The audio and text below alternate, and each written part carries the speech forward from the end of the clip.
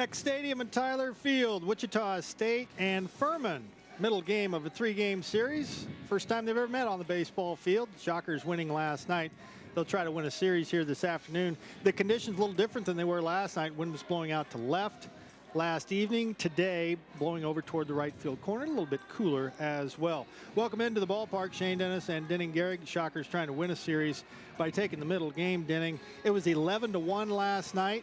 Certainly didn't feel that way through the first 2/3 of the game. It was certainly in doubt before the 7th inning. Sure seemed like a pretty traditional Friday night pitchers duel through 6 innings. A 4-1 ball game with Cody Hoyer and Nick Verbeck trading pitch for pitch. But then the Shockers exploded in the 7th inning. 7 runs, including 5 base hits. It was Jordan Boyer who started it and ended it. Here, a wind-aided home run to left field to get the scoring started. Garrett Kosis added a big 2-run single, and then Boyer was the man who capped it off with the 2-run double as Wichita State turned a relatively close game into a rout in a hurry. Yeah, Verbeck was good for a long time, and probably his line will belie how well he actually pitched. And Boyer, of course, as you mentioned, got a couple of hits, and that broke a long 1-for-15 skid that he'd been on. And that outburst in the 7th made a winner out of Cody Hoyer. Cody stays perfect on the season. He's now 4-0. Struck out a career-high 11 at different points of the game. Denning, he looked like a big leaguer. Some of the sequences he had to those Furman batters were second to none. Just clinical. Moving the fastball in and out. He showcased an outstanding slider and changeup at times as well, and was just aggressive. Going after hitters, it seemed like he was dictating the tempo and dictating the terms of every at-bat. Tough act to follow, but Liam Eddy will try to do just that. He'll try to stay perfect as a freshman, 4-0. Really the only hiccup he's had this year was in his last outing against Creighton. He didn't make it out of the 3rd inning, so he'll look for a mulligan here this afternoon. We'll take a look at the Shocker defense and the Furman starting lineup. It's the Paladins and the Shockers from the Eck when we come back on WSU-TV.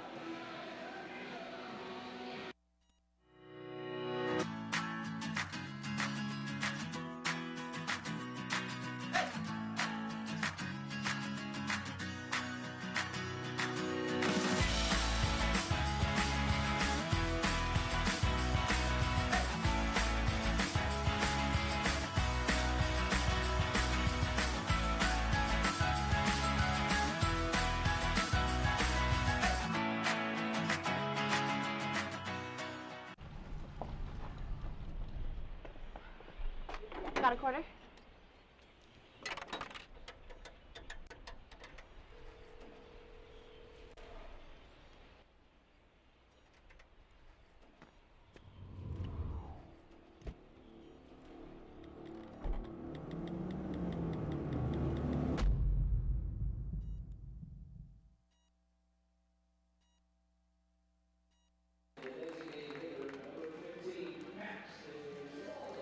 Shockers and Paladins here from the Eck. Both these teams, Furman out of the Southern Conference, Wichita State out of the American, having to wait an extra weekend before they get going in conference play. Everybody else in the Southern, everybody else in the American cranking it up inside the conference besides these two. So they are getting together. Middle game of a 3-game series. Wichita State played another errorless game last night, Denning. That makes 9. Their defense in each of the last 2 years, last year plus 19 games, has really been impeccable. And you're going to see a pretty dramatic change today. We've got Jordan Boyer making his first ever start at first base. Luke Ritter slides in at second base, but it's been the veterans who have been constants, particularly Gunnar Troutwine behind the plate, Trey Vickers at shortstop. Those two have been rocks.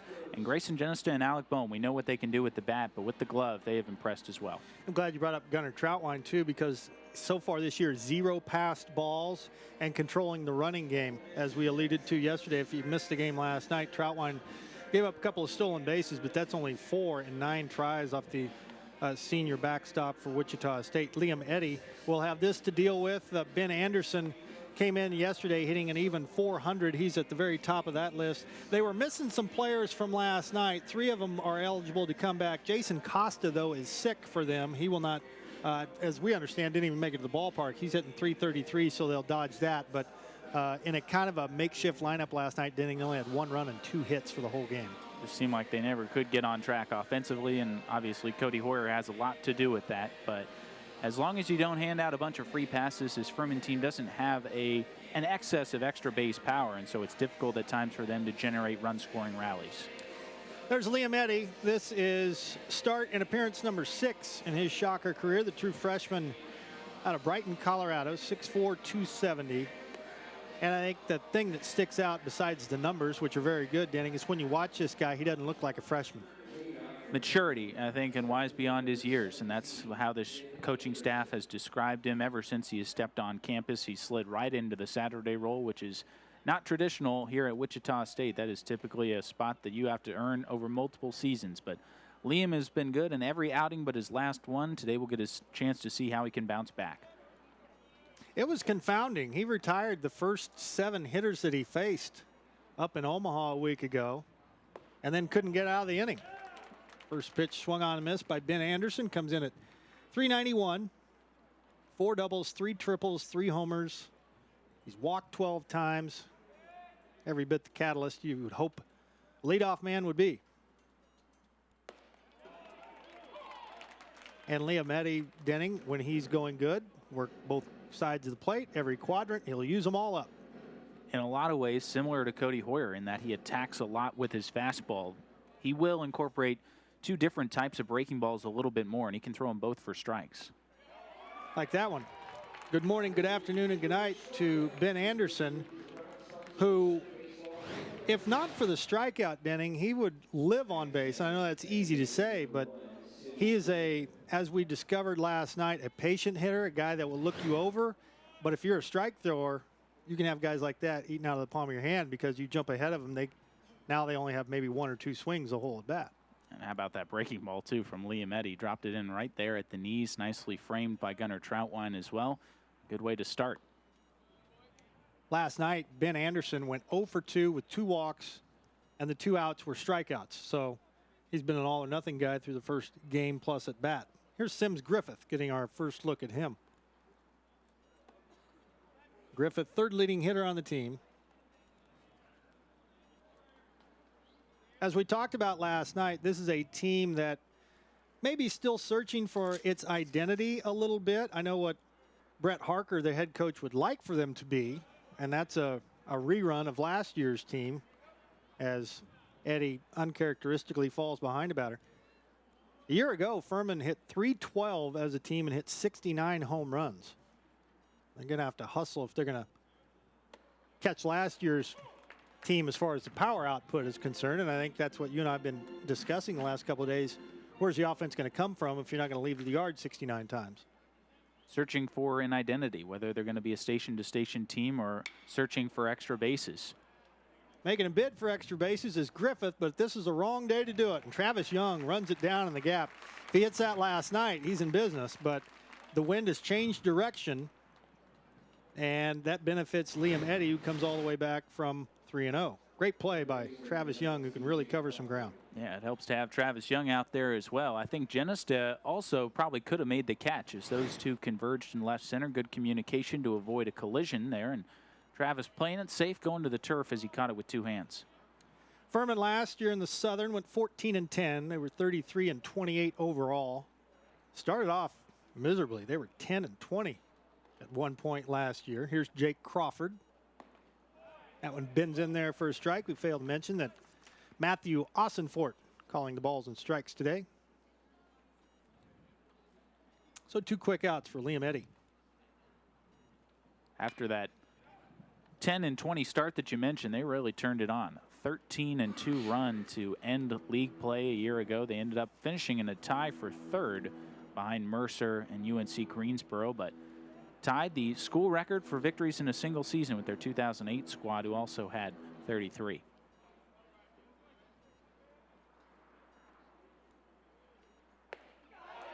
Liam Eddy punches out 2, doing his best Cody Hoyer. We'll go to the bottom of the first. Shockers coming up.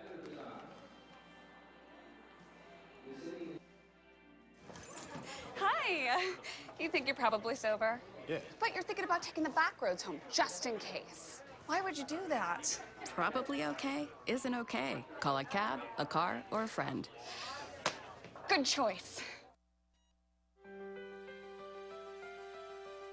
Wichita State University is preparing today's students to become tomorrow's leaders.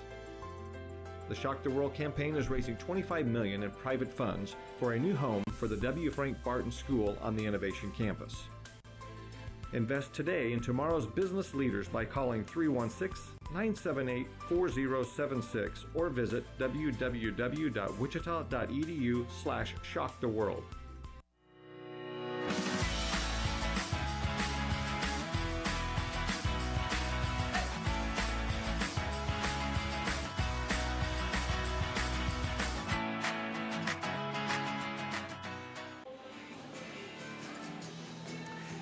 Leometti turned in a quick and easy first inning for the Shockers.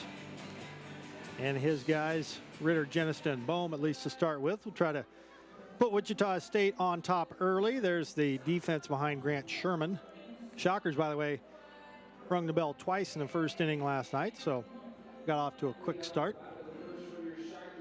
Grant Sherman, 6'1", 195, redshirt junior from Cincinnati. He'll get the ball today. There was some debate on whether he'd start last night or today. They settle on today, and as we talked about in the last half inning, Denning, this is a Furman team that got off to a slow start, then turned it on. Grant Sherman pretty much did the same thing. He really fits the same bill. 4-0 with a .71 ERA in his last 5 starts, and most of it is due to the fact that he last year had elite command. He only walked 1 batter over his last 50 2/3 innings, just 11 free passes for the entire season, but this year it's been kind of a different story. He's already walked 11.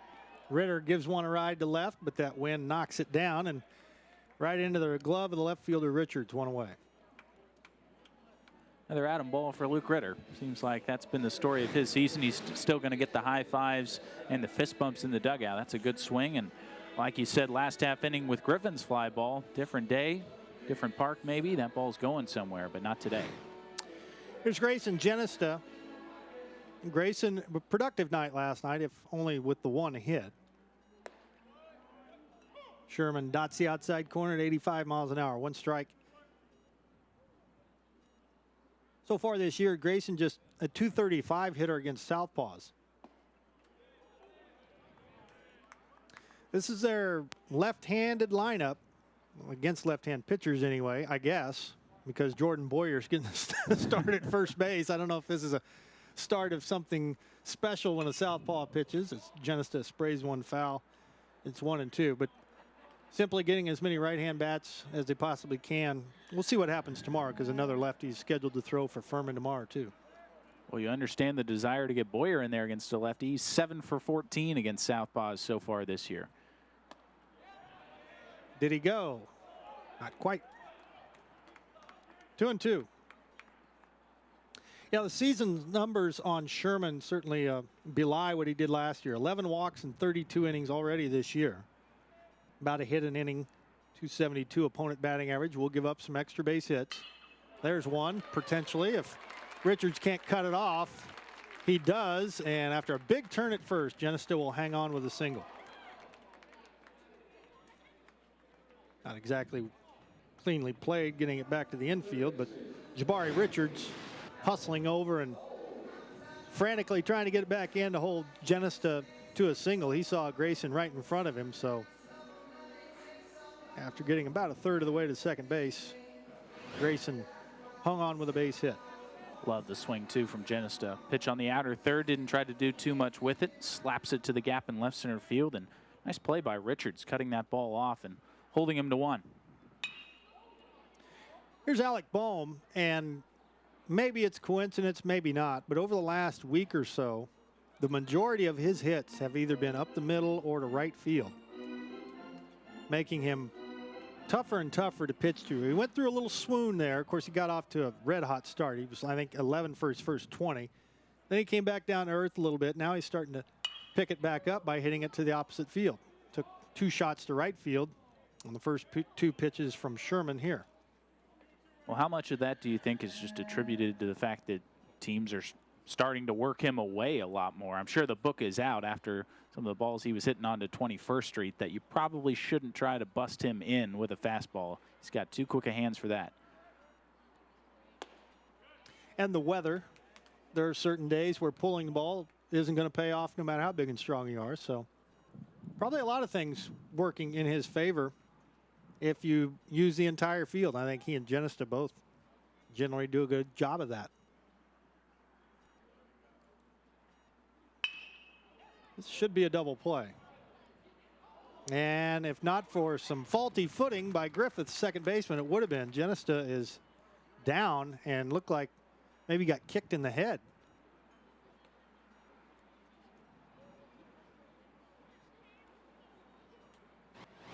Holding the area of his right eye. Looks like he's going to be okay. Waving off the training staff. We'll take another look. Yep, looked like that second leg whipping through after Griffith lost his footing. Came around and clipped Genest on the side of the head. I guess the good news is a spike didn't catch him and cut him. But still, that can't feel particularly good on a somewhat chilly afternoon. Good thing that Grayson is all right. Well, the Shockers avoid the double play and then avoid further disaster with a non-injury. The runner goes, the pitch is swung on and missed, and Bohm is safe as second as the ball was dropped. Boy, Griffith's having a heck of a time here in the first inning. Bohm swipes second base. Stolen 2 in the series now. Kind of an awkward looking slide, but it worked out. Just lost it on the transfer. You could see it pop out at the very last second there. Griffith did everything he could to try and secure it with both hands. But Alec Bohm is a large man sliding into you. That can't make it easy. Paxton Wallace takes a shot to right field. If it stays fair, this is trouble. And gone. Paxton Wallace fillets one to right field. Home run number 3 for the Shockers. And if not for some shabby defense, Furman would be back in the dugout right now, but the game's still scoreless. But the Shockers take full advantage twice here in the first inning. And that is the place to hit it this afternoon. If you can slice the ball into that right field corner, you are going to get plenty of help. Great piece of hitting, too, from Paxton Wallace, who we have talked about. He is a guy who had to bide his time waiting for opportunities, came off the bench with some big hits, and now has worked his way into the starting lineup and comes through today. That's the 6th home run that Grant Sherman has allowed now in 32 2/3 innings. And, you know, as you mentioned, Denning, it's not a guy that particularly is going to walk a bunch of guys, going to be around the plate. That's the byproduct, throwing a bunch of strikes when you don't have overpowering stuff. Sometimes you're going to give up some extra base hits. It's the trade-off. Yep. Whether or not you're willing to accept the fact that you're going to be a little bit more hittable working around the zone. It's just one of the situations you have to deal with when you don't have the overpowering stuff. Paxton Wallace has now become the 11th different Shocker to hit a home run this year. And coming into the week, they and Georgia Tech were the only 2 teams that had as many as 10. So unless a brand new Yellow Jacket has hit a home run this week, Shockers have the most by the most different guys. They'll have to settle for 2. A 2-out, 2-run home run by Paxton Wallace gives the Shockers an early 2-0 lead. Look at you. You're at the top of your game. You're unstoppable. Nothing can throw you off track. Wait, is that your car? Uh-oh. Yeah, I saw that coming. That will throw you off track. You're looking at around 10 grand in fines, legal fees, and increased insurance rates. Let's try this again. Smart move. Because buzz driving is drunk driving.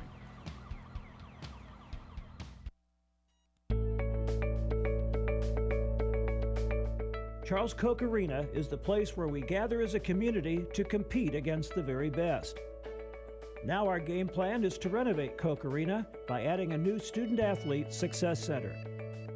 Your tax-deductible gift can help deliver that slam dunk. Join us at the level that is right for you. Donate online at wichita.edu/shocktheworld. 4, 5, and 6 in the order for the Paladins of Furman. Furman, we told you, out of the Southern Conference. And Furman University, located in Greenville, South Carolina. They've been playing baseball for 116 seasons at Furman. And this is the furthest west their program has ever played a game. Wichita, Kansas. That blows my mind. That's amazing. Not one trip to California. Nope. Seems like that's almost a staple for just about every program at some point.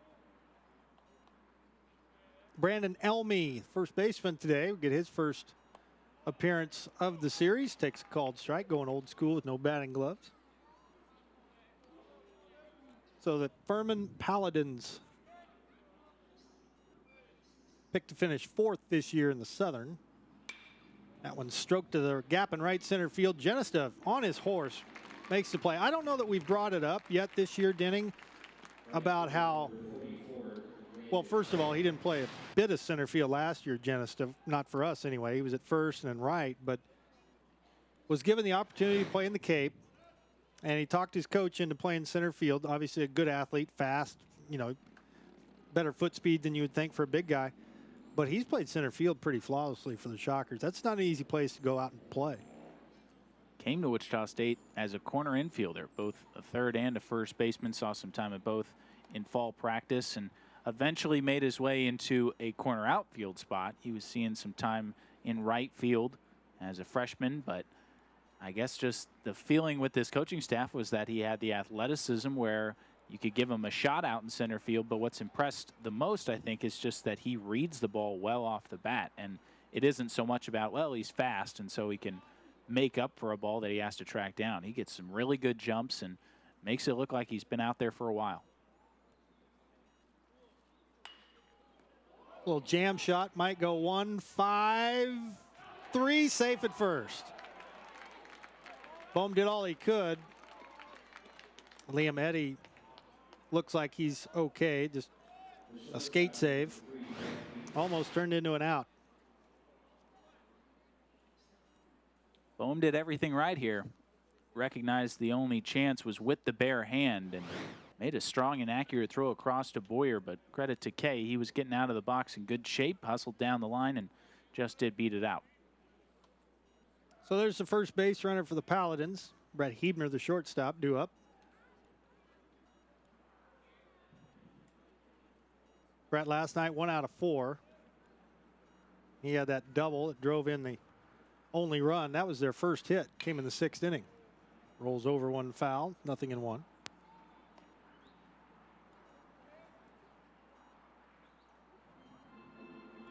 So anyway, the Furman Paladins came to be in 1963. Before that, they were the Hornets, which not bad, but it's nothing like the Paladins. Just not nearly as cool. Not quite the same. Had him leaning, it looked like, and Kay flops back to the bag. In September of 1963, the student body voted to make the Paladins the official nickname of all the teams. Football team before 1963 was known as the Hurricanes. So they consolidated the nickname and won't have to share it with anybody else. And if you're into this kind of thing, I'm a big fan of the logo and the color scheme. It all works. Sure does. For a historic university, it has kind of that old school historic feel to it. Eddie tried the corner and missed. 1-1. And I have not had a chance to make it out to their home ballpark, but I have heard very good things. They split their home games at the on-campus facility and then also one downtown. And both are just gems from what I've been told. Been playing baseball at Furman for a long, long time.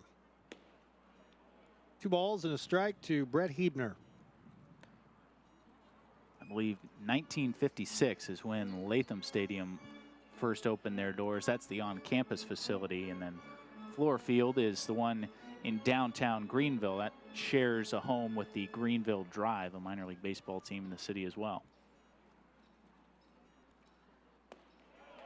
Had him fooled. 2-2. Hebner came into action today, an even 300 home run and 12 driven in. After the loss last night, Furman now 13-9. Shockers improved to 15-4. Off to a very good start. Runner goes. Strike 3 called. And that, as they say, is that. Strike him out, throw him out. Kay gunned down. Shockers come to bat, leading 2-0.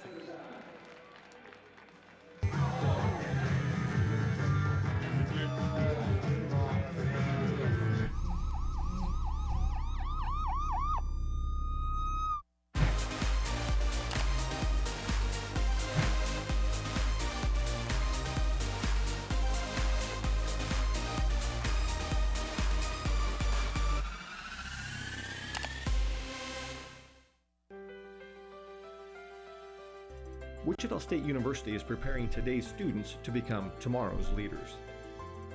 The Shock the World campaign is raising $25 million in private funds for a new home for the W. Frank Barton School on the Innovation Campus. Invest today in tomorrow's business leaders by calling 316-978-4076 or visit www.wichita.edu/shocktheworld.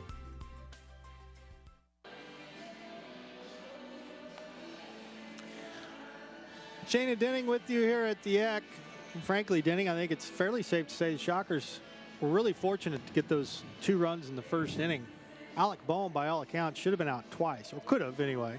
Very easily been out twice, but the Shockers took full advantage of, while there was no errors committed per se for Furman, cashed in every opportunity they had that first inning. Wasn't that kind of the story of last night as well? Alec Bohm probably should have grounded into 2 double plays yesterday, but neither one was turned due in part to his hustle and in part to some slowness up the middle. And the Shockers took full advantage yesterday, and they turned it into 2 runs here today. Isn't that what good teams do? Absolutely. You give them an inch, they'll take a mile. Well, so the Shockers playing pretty well right now. Dayton Dugas strokes one into center field. I was just getting ready to say he finds his way into the lineup today, facing a lefty, and Sherman tried to get ahead of him, and Dugas wouldn't let it get to the glove. Clean single to center, and the Shockers are back in business. I think ideally Todd Butler would love to play Dayton Dugas every day, but for now it seems like he has settled into kind of a platoon situation with Jacob Catsby as far as how he's going to handle lefty and righty starters. But Dayton Dugas, when he is on, he can really put on a show. Picked on a first pitch fastball there and right back up the middle. Well, here's Boyer, the lefty killer. And Dugas, by the way, is 111 points better against lefties, so you understand the platoon now. You're 20 games into the season. You got what you got. And Boyer triggers late. Maybe took a shot to right field. Jordan really had a good night last night offensively. There you see the batting average took a big climb. Hit his 3rd home run. He snapped a 1 for 15. And lo and behold, not only is he back in there today, he's playing first base. Was joking with him during batting practice as first baseman, huh? He said, yeah, I was recruited as a first baseman, but I just play all over the diamond because that's what the team needs. He has played every infield spot now for Yep. Wichita State. Of course, with the exception of catcher, if you want to include that in the infield, but versatility personified. And it was tongue-in-cheek. He was joking, but you know it's real. He'll play second if you need him to. He'll play short if you need him to. And with this lineup and this kind of a riverboat gambler attitude that Todd Butler took today, he's going to try him out at first base. Get as many right-hand bats in there as humanly possible. Dugas got a running jump. That'll keep him out of the double play. Boy, he stole, or didn't steal, but right in front of Grant Sherman's eyes. Got a walking lead and took off before Sherman even delivered to the plate. And believe it or not, that jump may have saved Furman just because Griffith was so late moving towards the second base bag. He didn't get all the way over there to cover. If he had, that ground ball from Boyer probably slots right through the right side of the infield, and the Shockers are looking at first and third. So now Troutwine, he hit a home run last night.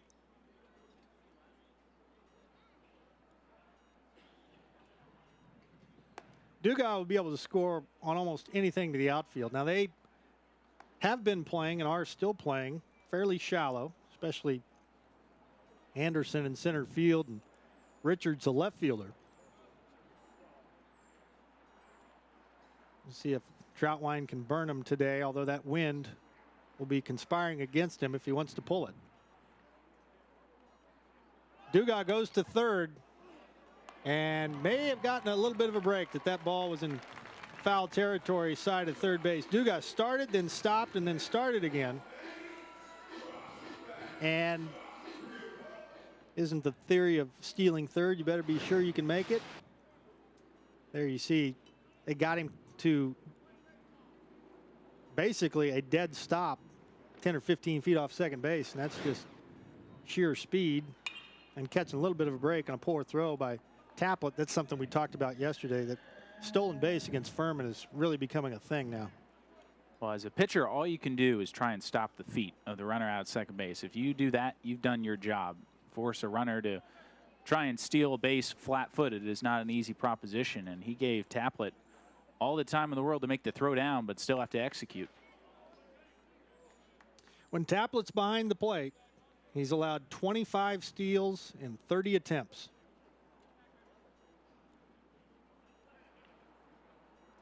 And Sherman, despite being a lefty, has now allowed 6 out of 9 to steal against him. Wynn's going to push this one further out of play.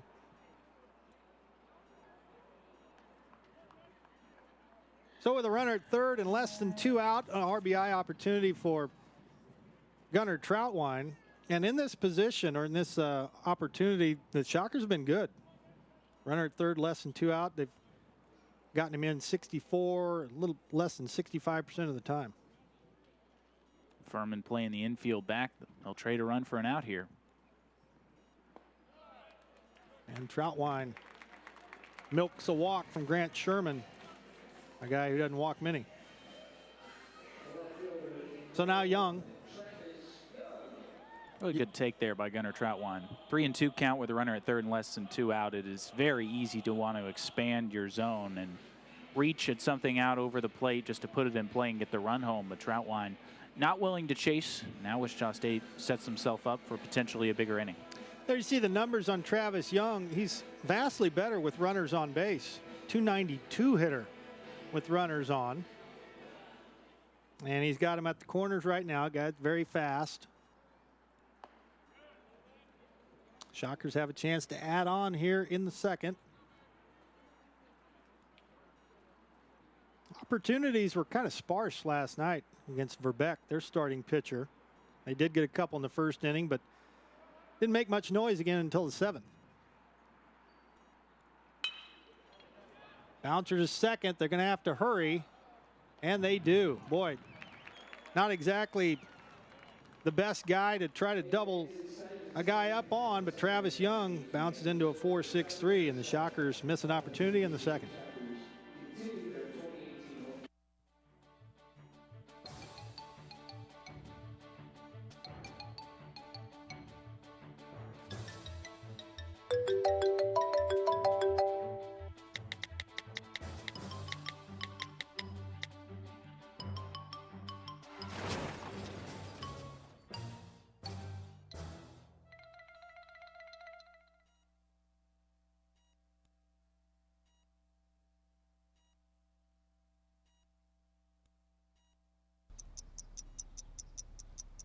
I understand. I know it's not your typical resume. Okay, well. But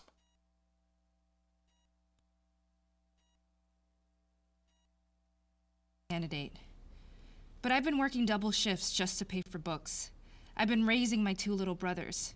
I'm determined, driven, motivated. Isn't that what you're looking for? Look beyond the resume and discover new ways to develop great talent at gradsoflife.org.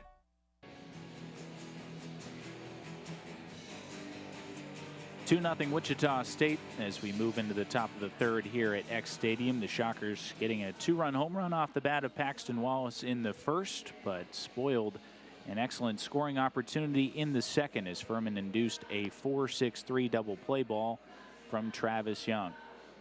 Another decent crowd on hand here at X Stadium, despite the fact that the temperatures have cooled off considerably from yesterday afternoon. We had a first pitch temperature into the low 70s, and now it's a Saturday afternoon of baseball here in Wichita.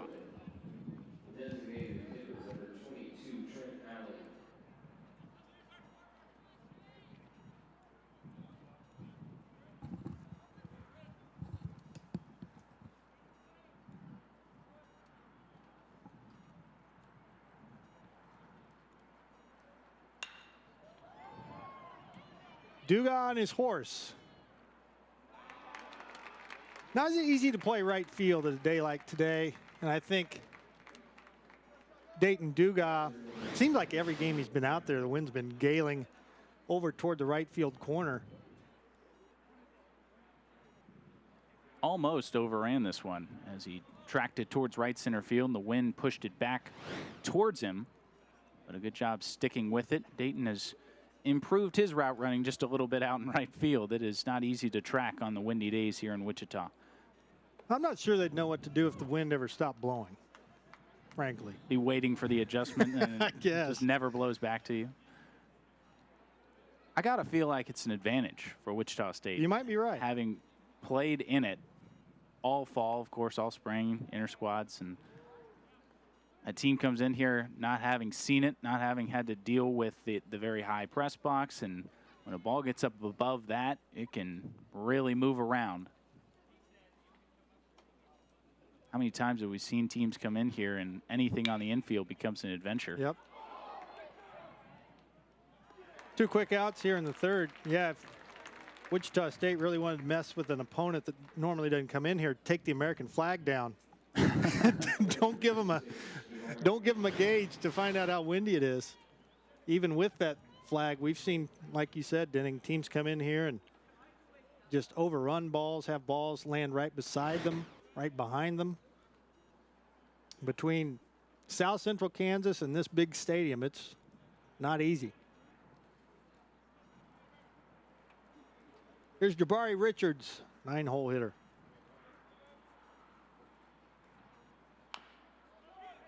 Liam Eddy couldn't have had an easier first 3 innings. Shockers will go back to work in the bottom of the third.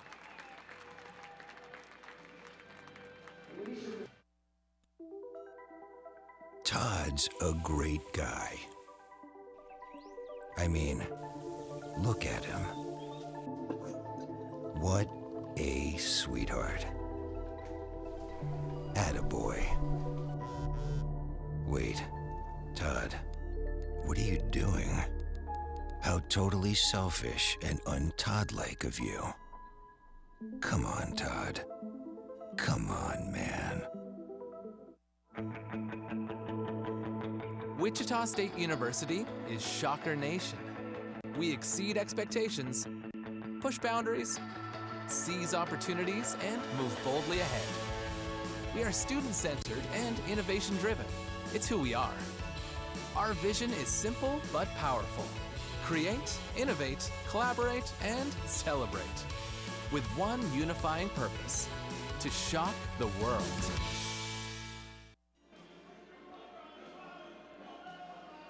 Top of the order in the bottom of the third. Shockers had a fair amount of base runners through the first couple of innings. And Grant Sherman, fortunately for him, got a double play in the second. Otherwise, he'd be one frustrated dude right now. Very easily could be in a 0-0 game right now, but the Shockers got 2 in the first and almost scored again in the second to really put Sherman behind the 8 ball. Here's Luke Ritter. He hit the ball well his first time up there, but the wind held it up and Jabari Richards camped under it. Ritter, before that first at bat, had his average up to 238. And he tomahawks one between the legs of the third base coach, Sammy Esposito, 0-1. Denning and I talked about it a little bit last night, how when the wind's blowing out to left, and we used Luke as an example, it'd be easy to change your hitting mechanics for a day or two and just try to pull everything.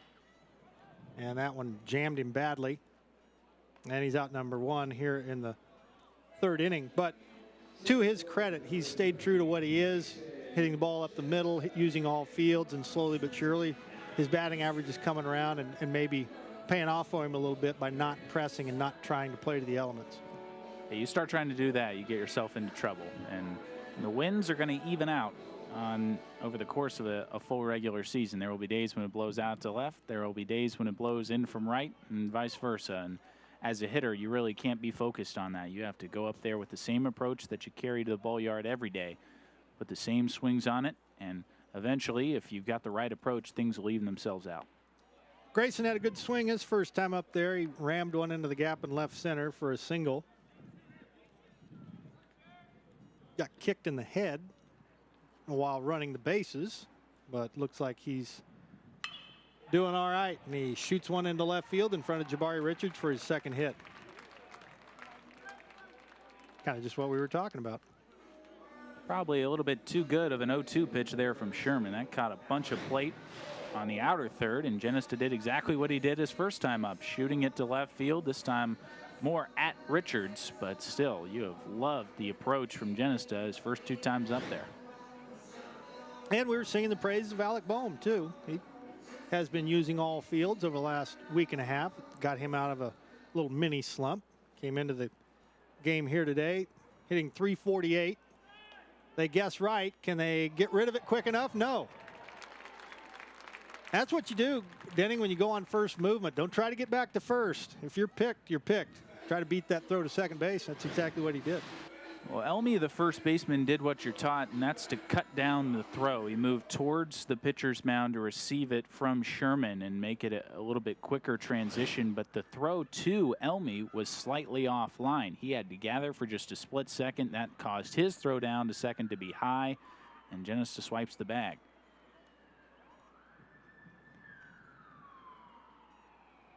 Boy, it looked like Grayson could have got a walking lead and maybe stole third, but he didn't get greedy, or at least not yet. He's going to allow Alec Boehm a couple of pitches to maybe drive him in, and Sims Griffith telling that to Sherman, keep an eye on him back saying, there. He's hey, walking with you. don't do that again. Yeah. He's walking with you.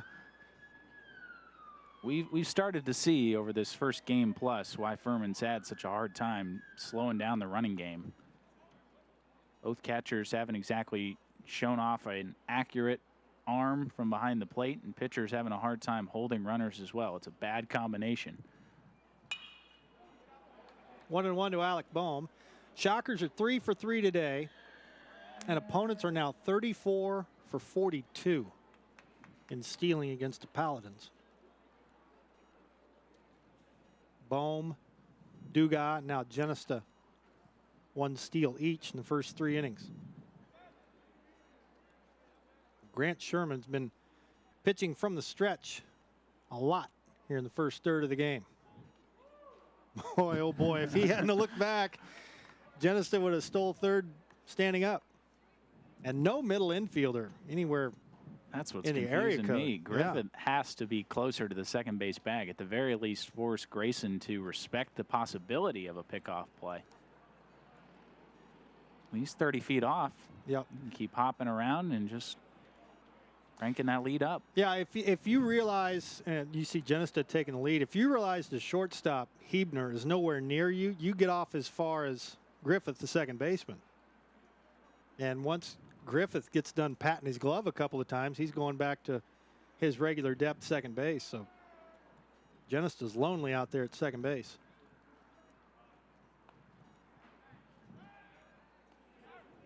Well, Grayson knows how far he can get off there without getting picked. And now he and Griffith doing some chest bumps, not the good kind.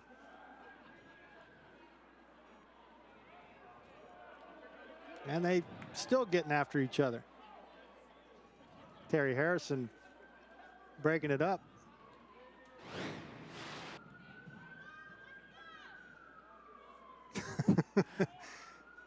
Boys will be boys. Yes, yes. Whose bag is it?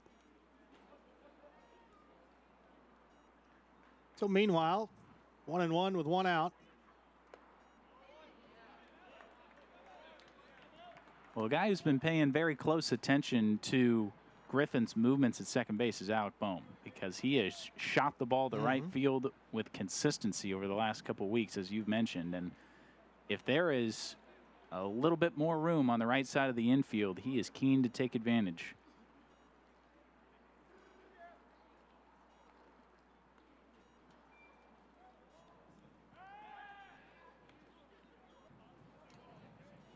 And I'm no hitting expert, but over the last week and a half or so, a byproduct of that is Alec Boehm's bat stays in the hitting zone for an awful long time when he's going good. And he's been willing to let Grant Sherman's pitches travel just a little bit deeper. Getting a good long look at him.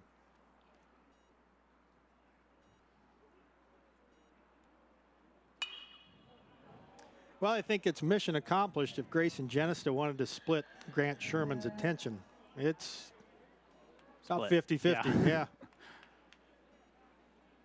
And pretty clear, too, what Alec Boehm's trying to do. Every one of his foul balls so far through his first 2 at-bats has been sprayed off to that right side. And he is willing to let the ball travel, not only with the hard stuff, but also on the occasional breaking balls that Sherman's tried to flip in. 2-2. Ritter started the inning with a ground out to third. Genest singled, swiped second, and has been playing cat and mouse ever since.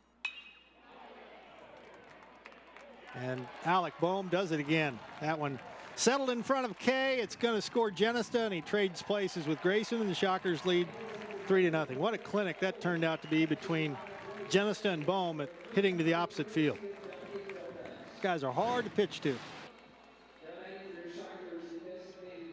We have seen everything that Alec Boehm has to offer through the first 2 games of this series. Yesterday, he did it defensively. He did it with his legs. He showed off the ability to swing the bat. And now going to the opposite field this time, driving it the other way.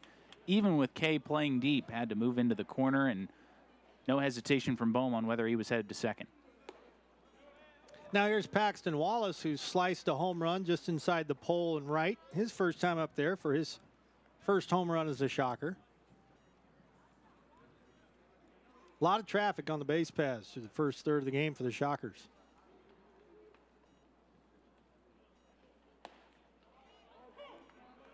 One and one to Wallace.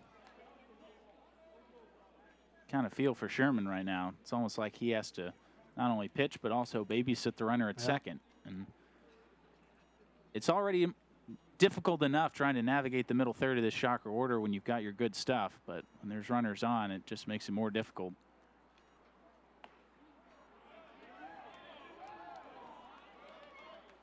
I think you can kind of see it on his face. I mean, he's trying to retire the hitters at the plate, trying to keep guys close. He had Genest to steal right in front of him. He had Dugas steal third on him an inning ago. I guess the tonic would be not allow base runners, and you wouldn't have that problem. That's ideal. Start there.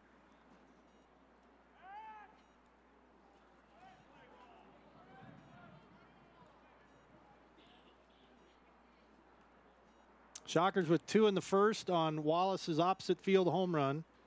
Threatened but failed to score last inning. And they're back at it here in the third.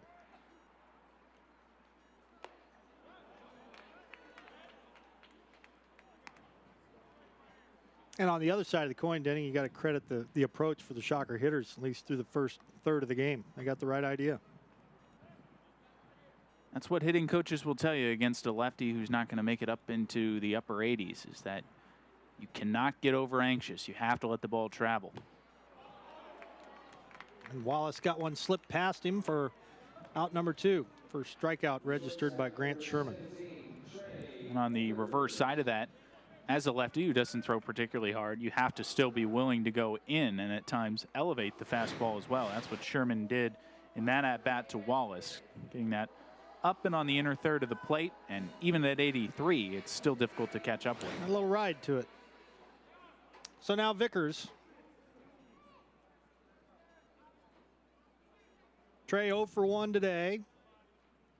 0 for 4 in the series.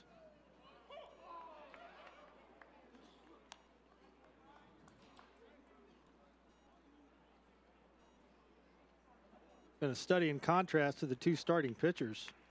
Liam Eddy's barely been out there.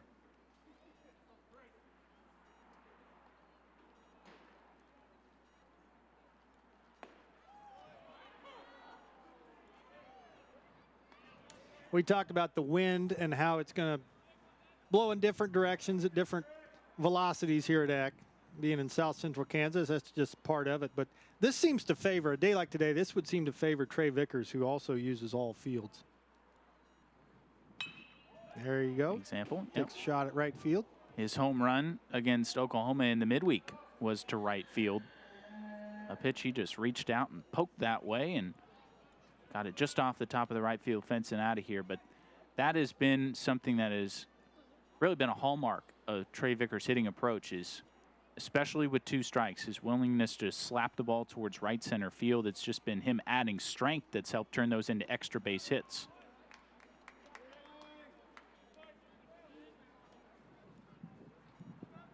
Trey, 1 double and 2 home runs already. Had missed the first 3 weeks of the season with that hamstring issue, but back to 100% now.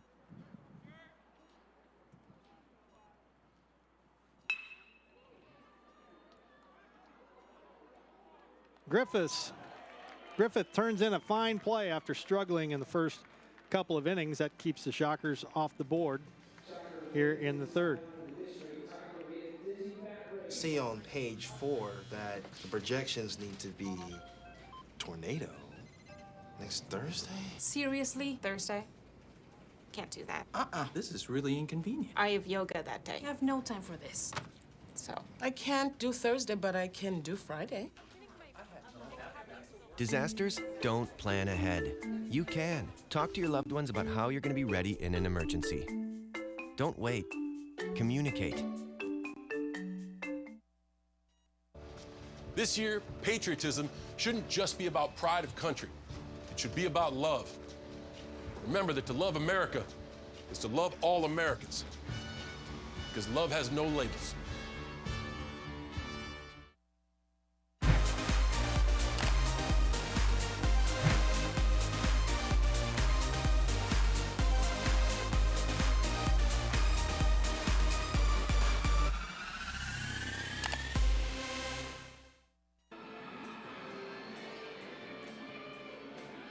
Liam Eddy has faced the minimum through the first 3. He's allowed a hit, but got to strike him out, throw him out in the 2nd. So it'll be Anderson, Griffith, and Crawford here in the 4th inning.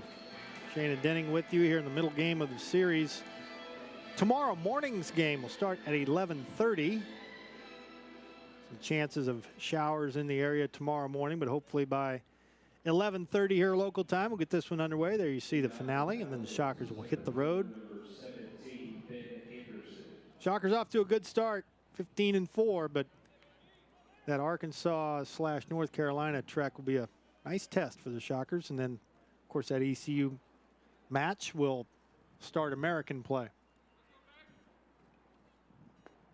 It's been a long time coming, that first American series, and almost feel like the baseball program thinks they may have gotten left out a little bit, just how everyone else has gotten to experience right. their first season, and Shockers still looking for their first series against an American Conference opponent. A couple of heavyweights went at it last night down in Florida, UConn and South Florida. A couple of very good pitching prospects went at it, and UConn got the better of it against South Florida. Tim Cate for the Huskies, Shane McClanahan for the Bulls. Those two will not have to wait long on draft day to hear their names called. Lefties who can sling it for sure. Ben Anderson is 0 for 3 with a pair of walks so far in the series. And he's yet to put the ball in play. Eddie fooled him to start the game. 1 of 3 strikeouts for Liam the first time through the order. That's hardly fair. 2-1 breaking ball that drops in there out of the sky.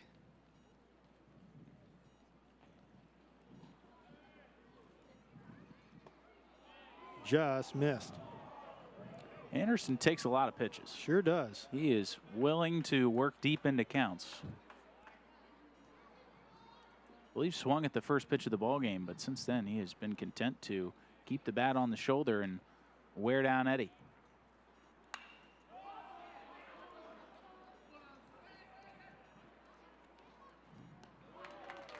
And God bless him for having a plan and sticking with it. I mean, that's half of hitting, is not panicking during the course of an at-bat and just scrapping your whole approach. Right. He's not doing that. The last thing you want to do is have a very patient approach until you get down 0-2 and then go hyper-aggressive. That's right. If you're going to be patient, you got to be patient in not hitters' counts. And Anderson seems content to ride that particular approach to the death. Sims Griffith had an interesting first third of the game. 1-0 to him. And to kind of finish the thought on Ben Anderson or hitters that have a plan, I have a feeling Ben Anderson, his approach or his attitude is, well, I'm just going to outlast you, and sooner or later you're going to make a mistake. I'm going to be ready for it. But so far, Eddie and Hoyer haven't made any mistakes, really. Well, it's clearly worked for Anderson through the first third of this season. I mean, you're hitting right around 400. You're definitely doing something right.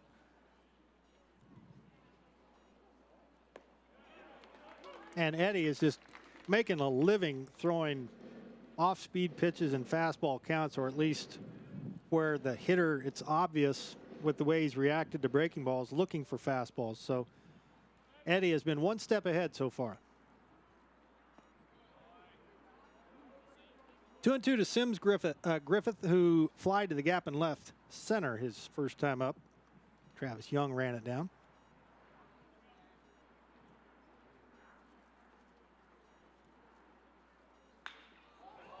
Look out. Look out is right. How did Griffith pull that? That almost hit him. I'm not sure how he even made contact exactly.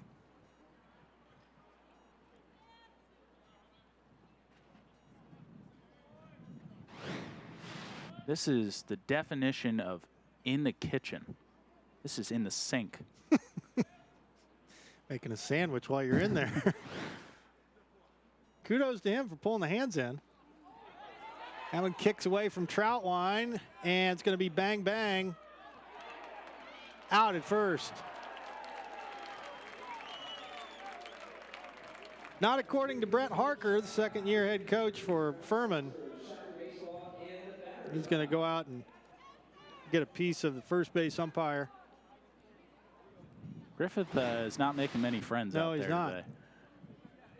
Well, him and Grayson Genest had a little dust up, and now he's, I don't know who he's more upset with. It was close.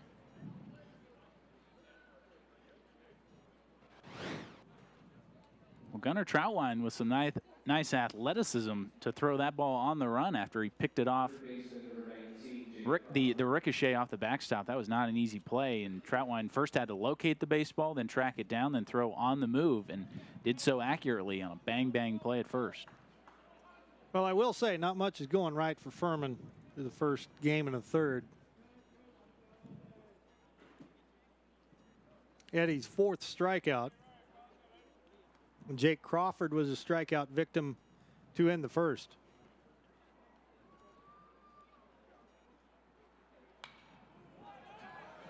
Foul ball back this way.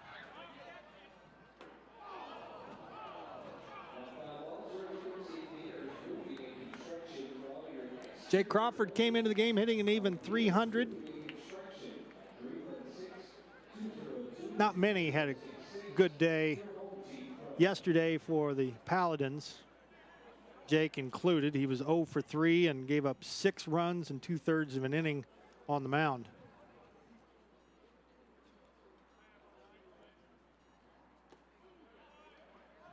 Boy, you said it, Shane. Just hitters do not like fastballs in. And no, they don't. Even if it's not a strike, if you can throw a fastball in off the plate without hitting people, I guess is the caveat to that. Everything else becomes a lot better. Like that, which probably should have been called a strike. 2-1. But that's pitching. In and in off the plate, not every pitch has to be a strike, but every pitch has to have purpose. And that previous pitch set up that one, which was borderline. You feel like fastballs in is kind of becoming a bit of a lost art? Yes. Yes, pitchers are not only afraid to throw in, but hitters aren't afraid to stand in and take it with all the armor they're allowed to wear. So there's not really much of a payoff most of the time. I don't think pitchers feel like if I go in and in off the plate.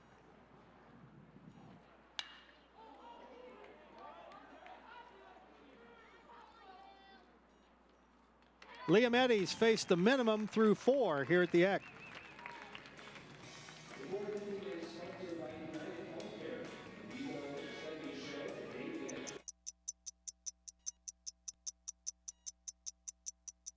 I was living in a shelter, juggling 3 jobs. I had to be resilient. That's something that you can't teach. Introducing Dunkin's new cold brew coffee, steeped slowly in cold water for small batches with an ultra-smooth, full-bodied flavor. Discover the craft of cold brew today and keep on. America runs on Dunkin'.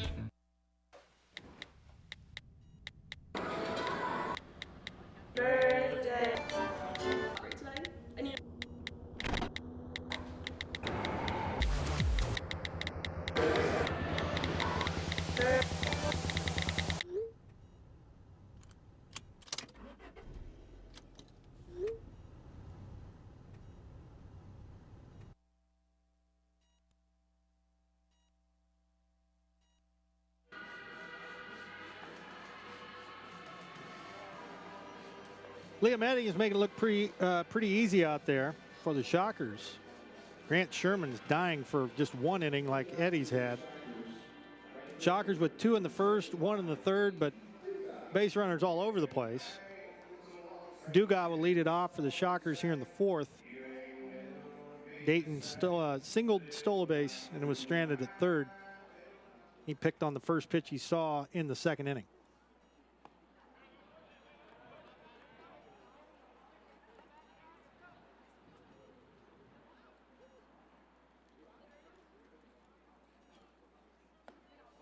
Oh, 0-2, a 1-1 rather. That first pitch I thought was good enough, but 1 ball, 1 strike to Dayton Dugas, who's now 6 out of 16 against Southpaws this year.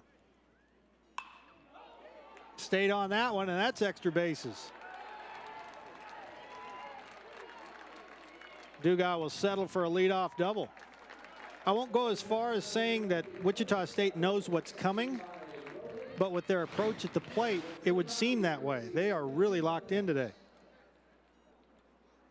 Fastballs on the outer third, and they have attacked them. Everybody, particularly the right-handed hitters, though, willing to drive the ball the other way, and I suppose that's the most important part of it. You can know what's coming, but if your approach is wrong, it's not going to work. Get yourself out. Yeah, right? You're going to roll over a bunch of stuff to the left side. Instead, we've seen Alec Boehm and now Dayton Dugas willing to take fastballs out away from him and drive them that way.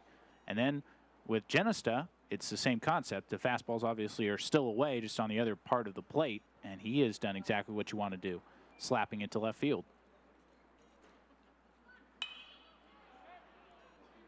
If you want a foul ball today, feel free to just park yourself right behind off the the Shocker right field side and foul territory. Yeah, right there in the concourse. Sure. Look at that.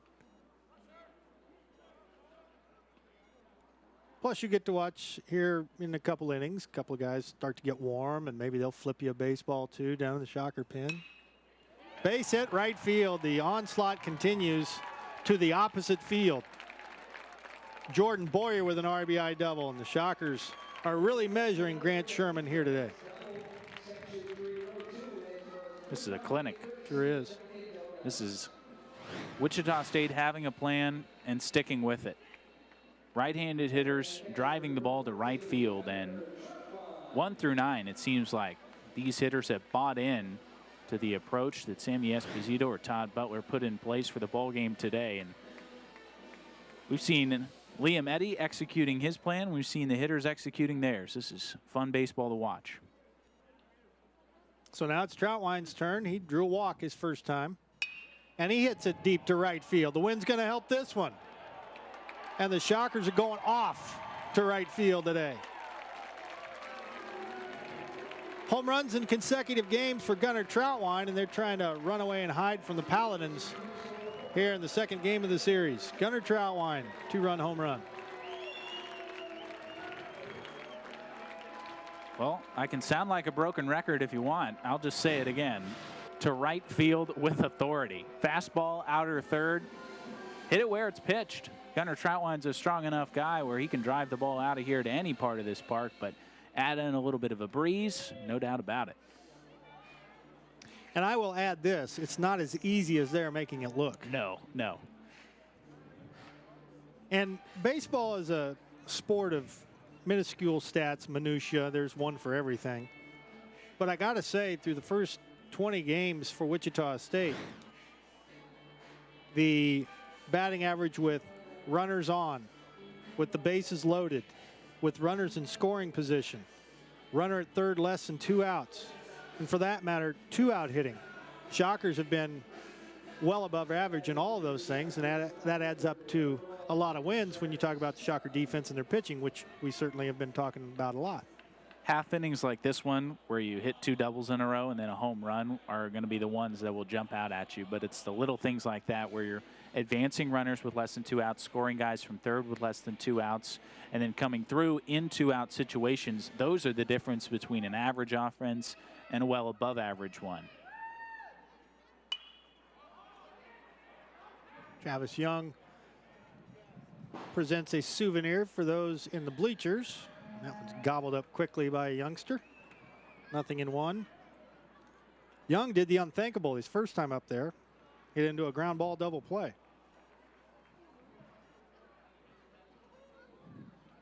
Only the second time he's been doubled up this year.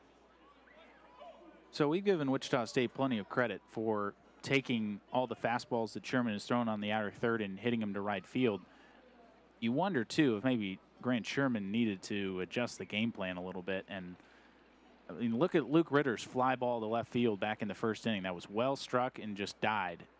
Work in, make guys hit it into the teeth of that breeze and see how far they can hit it, essentially. Stay in there. Good pitch here on 0-2 to Travis Young, though. Good back foot breaking ball. And he hasn't been in many situations where he's kind of dictated the terms of at-bats and been able to throw off-speed pitches out of the zone.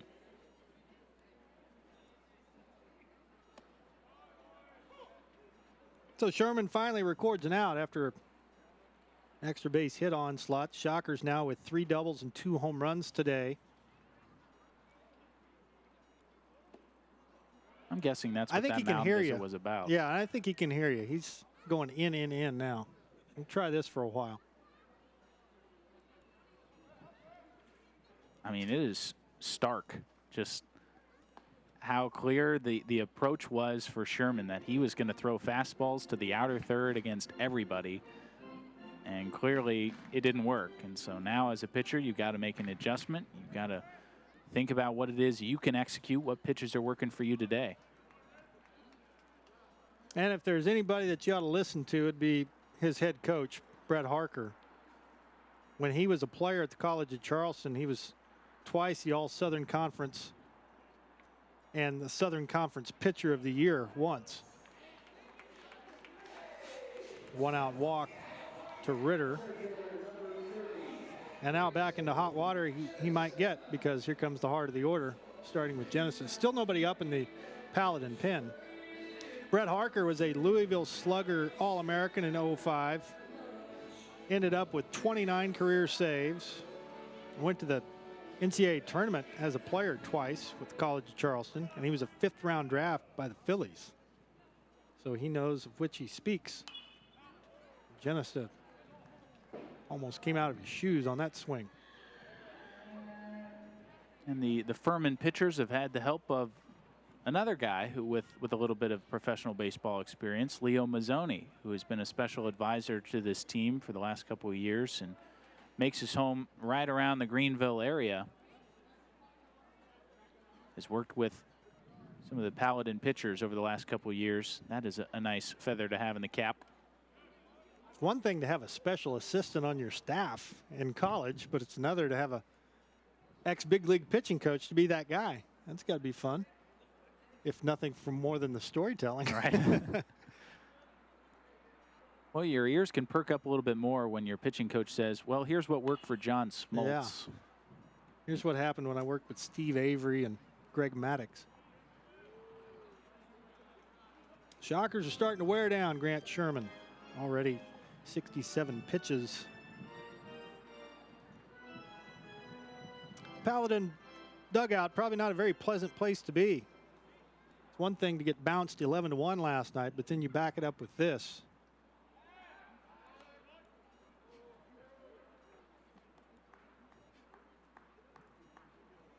Dugard doubled to the gap in right center. Boyer doubled down the right field line. Troutwine homered to right field. 2 batters later, Ritter is walked, and now Genest. And he rips one to right field. He's 3 for 3. Ritter's going to make it to third without a play. And now Grant Sherman is not fooling anyone. Sherman might be in a position right now where he is asked to just eat some innings. This is 6-0 and getting out of hand in a hurry, and still no activity down in the bullpen. As everything has been stung in this inning, with the exception of the strikeout of Travis Young. Just a lot of loud swings, and Wichita State putting on a clinic offensively. Tomorrow's scheduled starter, Matt Lazaro, might want to just head back to the hotel. Don't watch any more of this stuff. I've seen enough. Yes. Bohm with a bullet to center field. That's his second run batted in. And it's now 7-0.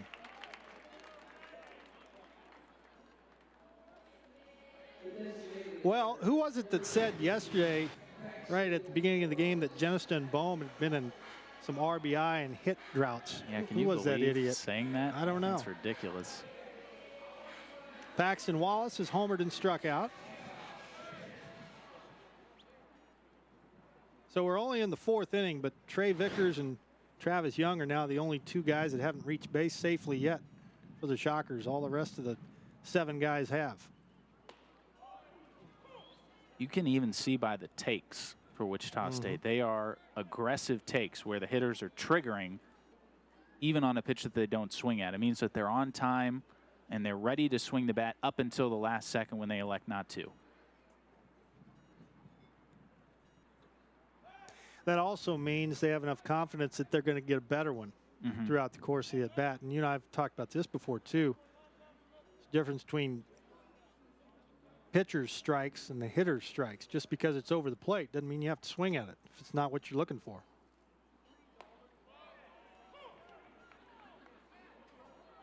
I think the approach is, you're right, I think the approach has changed for Grant Sherman, but the execution has just been lacking. He's continued to make mistakes out over the plate. It's a concerted effort to go in on the hitters, but the execution hasn't always been there. It's not been his day, period. We should mention, too, there's a difference between Liam Eddy working in at 90-91 and Grant Sherman working in at 82-83. Yeah. So.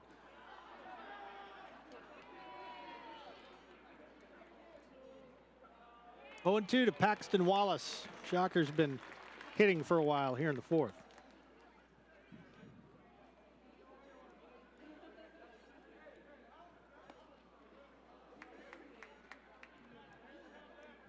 Brett Harker is just stalking in front of the third base dugout. Looks like he's pacing back and forth, not quite sure what to do. If he makes it through this game, I'll be surprised. I'll just go on record as saying that right now. He's got a couple of things he's not been pleased about. This won't help his mood. They're going to hold up Genest. Now they'll be loaded. Wallace 2 for 3.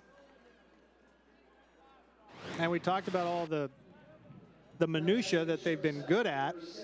Bases loaded maybe is at the very top of the list. Shockers are 7 for 14 with the bases loaded and 5 grand slams so far this year. Probably would have had 6 if Mason O'Brien's sacrifice fly was hit today. He drove one to the warning track in right field with the wind blowing out to left, but it has been a specialty of this Wichita State offense, and right now they are just making life rather difficult for Grant Sherman, who is put in an unenviable situation of having to just eat some innings and wear it, essentially. Boy, he is. 4 1/3, 10 hits, 7 runs so far. 11 hits, sorry.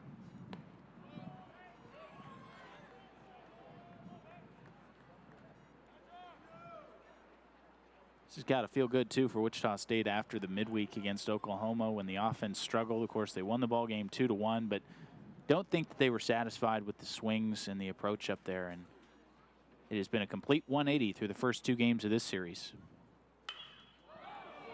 Cranked to left center field on a normal day. That might threaten the warning track, but Trey Vickers will have to settle for a sacrifice fly. It's 8-0. The Shockers have batted around. And Trey Vickers as RBI number 5. So here's Duga. He started this with an opposite field double. Let's be frank, that game in the 8th inning against OU, that was a gift that won the game for them. An error, a bunt, and a 2-base wild pitch, and they made it stand up. So getting out of that game with a 2-1 victory felt extra sweet, and they've certainly taken the right approach offensively against Furman here in the first game and a half. Now, we wanted to stress, too, that you're not going to win every game 11-1. Sure. And so it's nice and it's important to win the 2-1 games because those are going to happen, especially against a team like OU where every arm that you're facing is low to mid-90s. But still, this has just been a good resurgence for the Shocker offense. Duga testing K and right. And what a round the Shockers end up having in the 4th.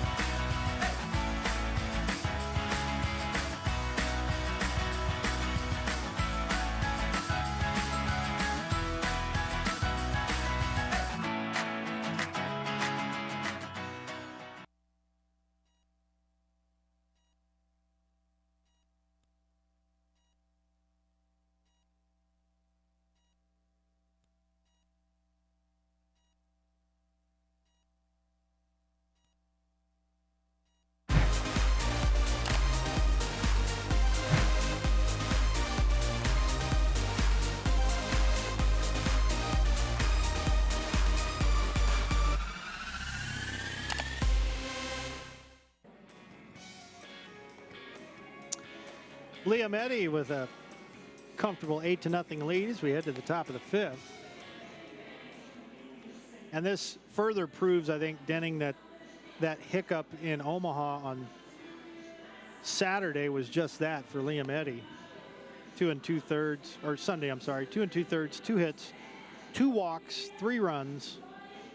And not that he's going to be as efficient as he's been today every time, but for him to just lose command of the strike zone and not be able to get through an inning is probably going to be not the rule, but the exception to it. And if memory serves, in that Creighton game, didn't the command issues start against the 8 and the 9 hitters, Yes. I believe? Just a departure from what we have seen from Liam Eddy through his first several starts. He has been hyper efficient and in command.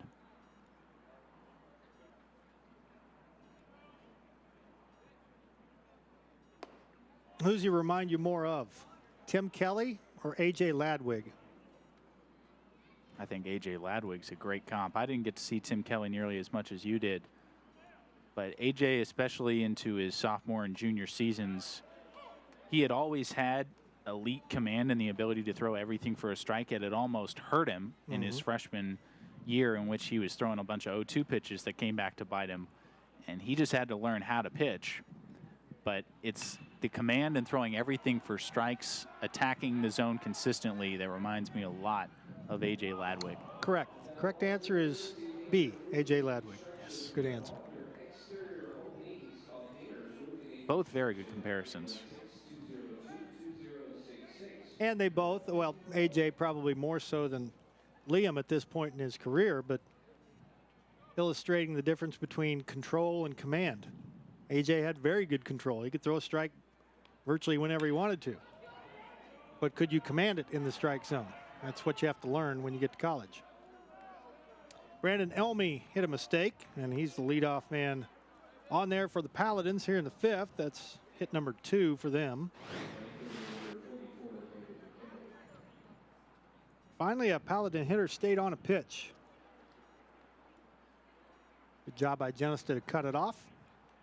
And now Landon Kay. Kay had the only previous hit.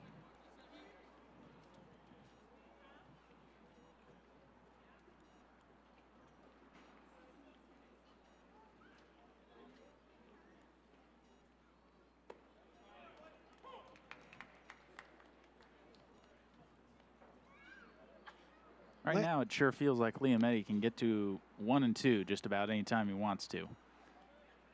With a fastball in and a breaking ball away, he's typically ahead of 90% of hitters in this Furman lineup the first time through.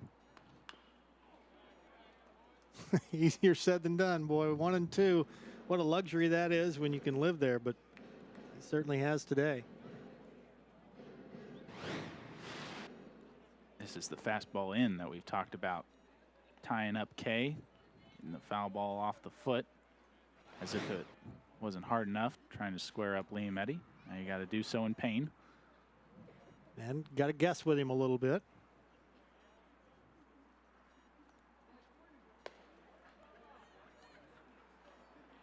Liam Eddy twice has registered a 7-inning outing, went into the 8th in his second career start against Omaha.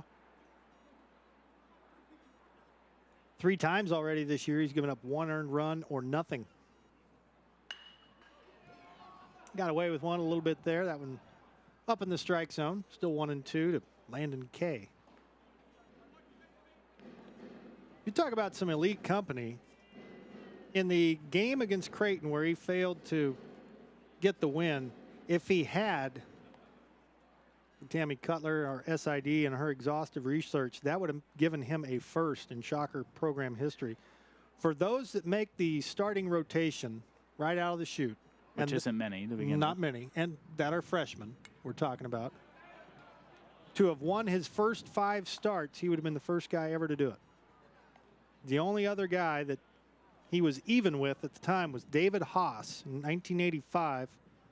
Became just the 2nd freshman pitcher in school history to win his first 4 starts. So he was that close to history. And this is a season where we're seeing quite a bit of history, most of it on the offensive end.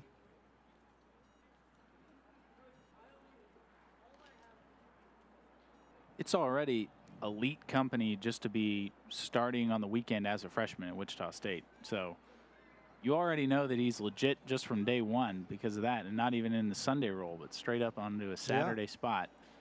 And he has earned every bit of it. Strikeout of Landon Kay for the first out here in the 5th. 5 strikeouts now for Liam.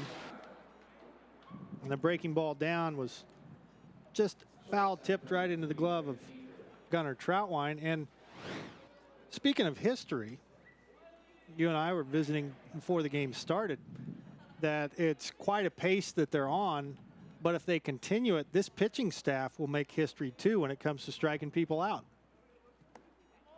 Well over 10 strikeouts per inning, and that is almost a full strikeout better per frame than the best in Shocker history. It is a torrid pace right now, and it's almost to a man everyone on the staff. Eddy and Connor Lungwitz, the only 2 who aren't striking out more than 1 hitter per inning. Line to third, that won't turn into a double play, but that's about the only bit of bad news for the Shockers so far. Yeah, 10.2 strikeouts per 9 innings as of the beginning of this game. Now, Liam's going to have to pick it up a little bit if the Shockers want to strike out 10 today, but we're only halfway through the game. But they've already had a game of 17 strikeouts. That was against Oral Roberts. 16 strikeouts last night between Hoyer and 5 relievers. I think to take that even further, the relievers are averaging 12 strikeouts per 9 innings. So it's been quite a start for Shocker baseball through the first 19 games, pretty much all the way around. Pitching, defense, and hitting. I mean, what a luxury for Todd Butler and Mike Steele, knowing that you don't just have 1 or 2 guys down there where, now we really need a strikeout in this spot, we better have this guy ready. It's everybody. You need a strikeout, you could go to literally anyone down the right field bullpen, and they are more than capable.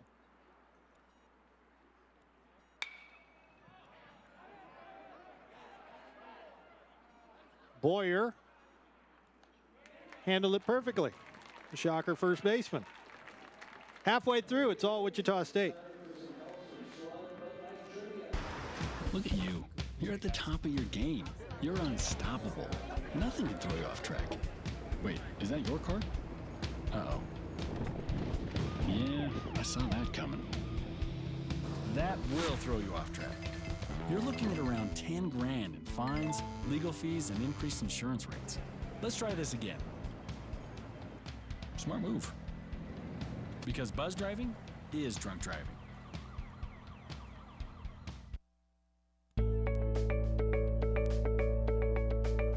Charles Koch Arena is the place where we gather as a community to compete against the very best. Now our game plan is to renovate Koch Arena by adding a new student-athlete success center. Your tax-deductible gift can help deliver that slam dunk. Join us at the level that is right for you. Donate online at wichita.edu/shocktheworld.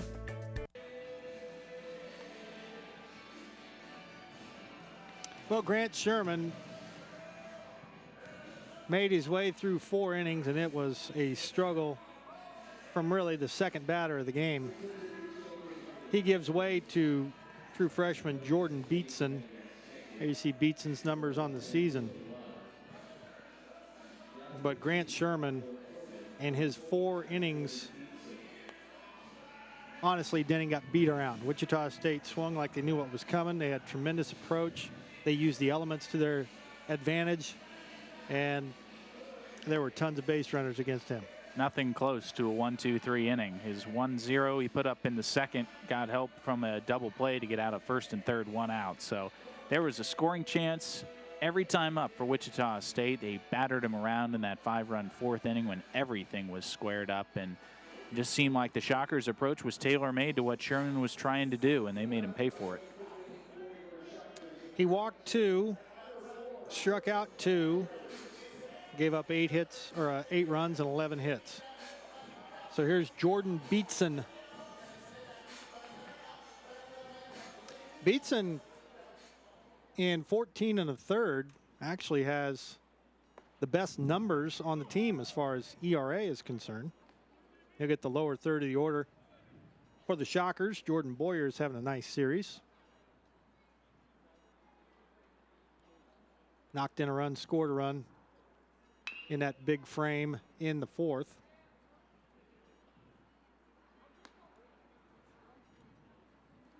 Dugan Jordan had back-to-back doubles to start the merry-go-round last inning.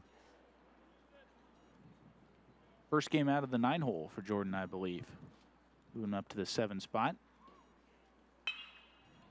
Hit sharply but right at the shortstop. And 1 out as Hebner takes care of Boyer. And Todd Butler had been talking about that. Well, you go back to last year. First of all, Jordan Boyer was the 2-out RBI master. He had more than 75% of his RBI coming with 2 outs. But in talking to Todd this year, 2 guys in particular, Jordan Boyer, Gunnar Troutwine, they were both very comfortable. Boyer in the 9-hole, Troutwine hitting 8. But as they have warmed up, it's becoming more and more tempting to move them both up in the order. Now he's fought the temptation to move Gunnar up, but Boyer moves up today from 9th to 7th. Troutwine still in the 8-hole, and all he's done today is walked and homered.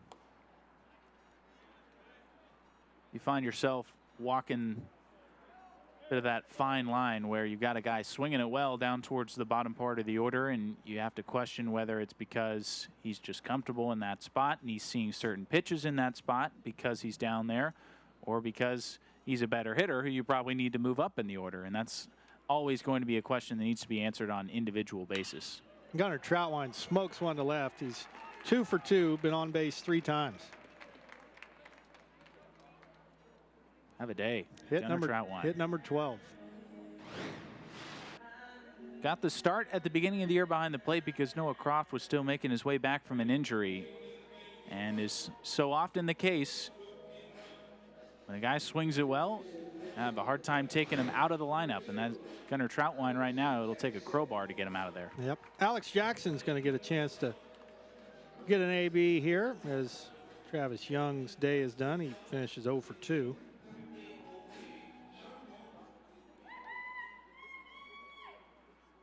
So 15 different guys for Wichita State has driven in a run this year. And what did I say? 11 different guys have now homered? 11. Now that Paxton Wallace joined the group. Alex Jackson is a guy that hasn't homered yet this year. So there's still a couple of guys just out in front of it. Almost. You're welcome, Alex. I'm trying to help you, buddy. 1-1 the count. You ever done that? You ever predicted a home run? Or Not set quite it like up? that. If that were a home run, that would have been an absolute first. Yeah. Just take us off the air right now.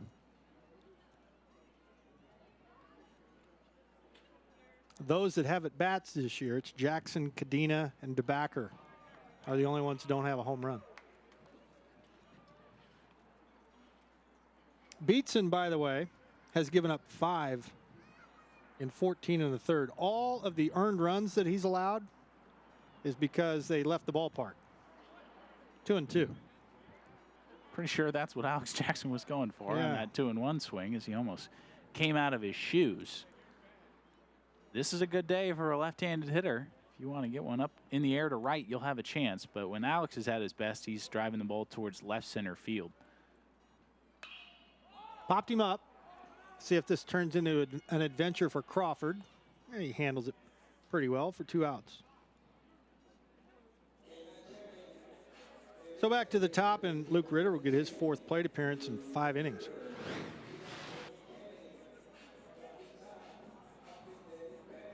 Luke 0 for 2 with a walk.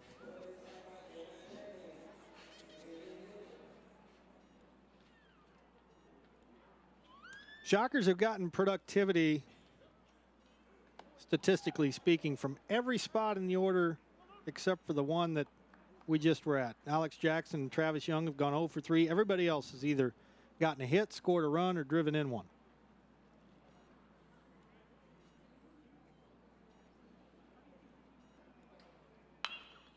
Hanger bounced to third. Nice pickup by Crawford. And out at first. So Shockers don't go in order, but they are turned away, and Jordan Beatson restores a little bit of order here in the 5th.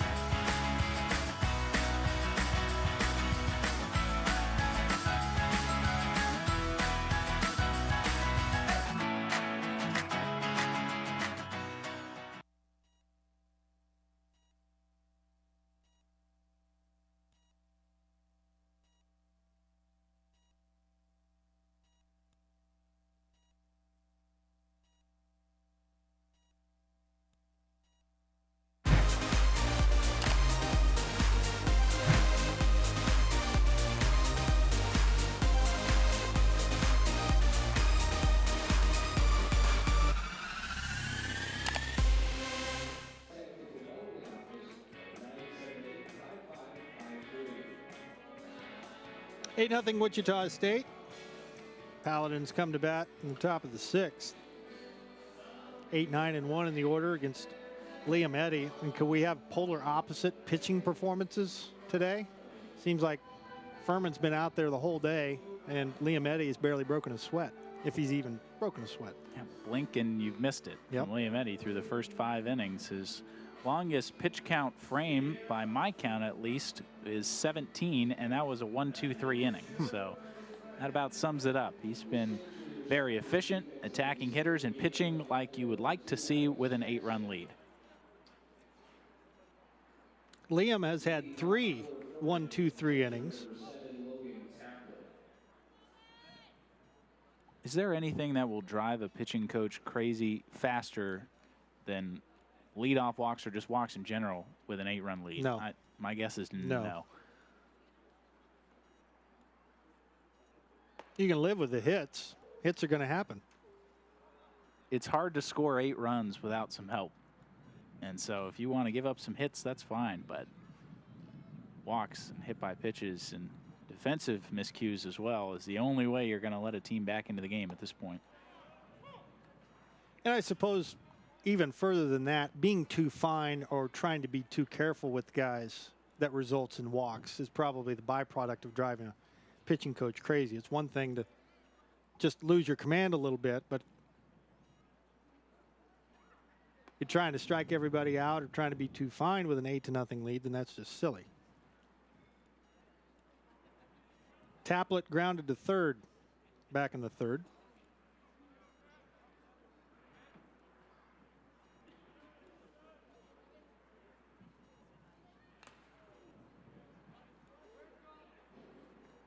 Two balls and two strikes.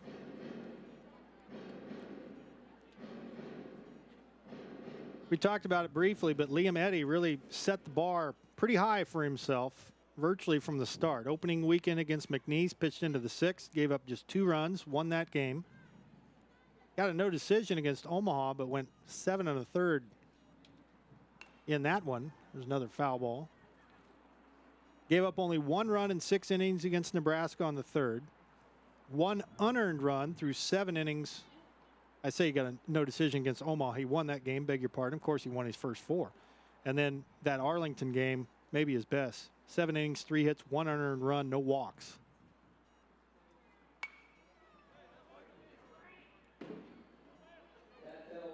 Yeah, he's been fun to watch. And I think Shocker fans are going to enjoy watching him pitch for a couple seasons here at X Stadium. It is just, you don't see freshmen like this come along very often, where from the day he steps on campus and the day he steps on the mound here at Eck, you feel like he is already an upperclassman. 3-2.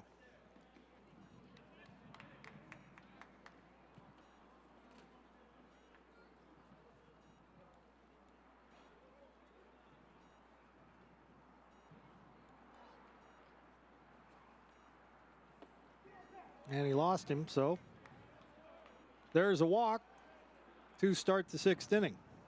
That's his first of the day.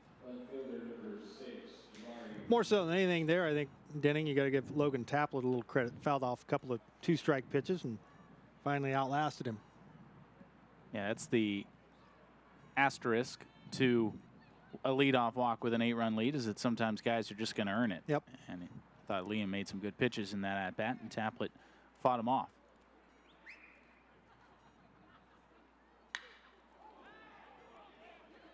Jabari Richards turns around Grayson Genest up, but he recovers to make the play. And I'm telling you that it's almost like he's been at center field his whole life. I don't want to overstate things, but there are times where you get turned around because you're fooled, and other times that you turn around because it's your best play. And it looked like it was the latter there for Grayson Genest with the wind and the spin of the ball and all that stuff. Just turned and beat the ball to the spot. Yep. And that's what you're supposed to do as an outfielder rather than drift with it. And Grayson, as we've talked about, has excellent speed for a guy his size, and so he can cover some ground. Thought that was his best play there, to just turn and try and beat the ball to where he knew it was coming down. That's a good point. Outfielders beat the ball to the spot. The good ones. I stand corrected. The good ones do. The bad ones drift with it and get there when the ball gets there, and that will burn you sooner or later when you try to do that. More than anything else, I think a lot of it is just laziness sometimes. And if you get your feet set and are in a good throwing position whenever the ball is coming down, you're going to prevent guys from taking extra bases on you, and you're just going to be in a much better position to not get caught flat-footed. And that's why you do it. When there are guys on with an opportunity to take an extra base off of you, that's why you do it every time. Get behind the ball, get the momentum coming back toward the infield when you catch it. Good habit to get into. And honestly, you're less likely to drop a ball if you don't drift with it. So Liam Eddy has bounced back from that leadoff walk. A couple of fly balls to center. Now Sims Griffith, 0 for 2.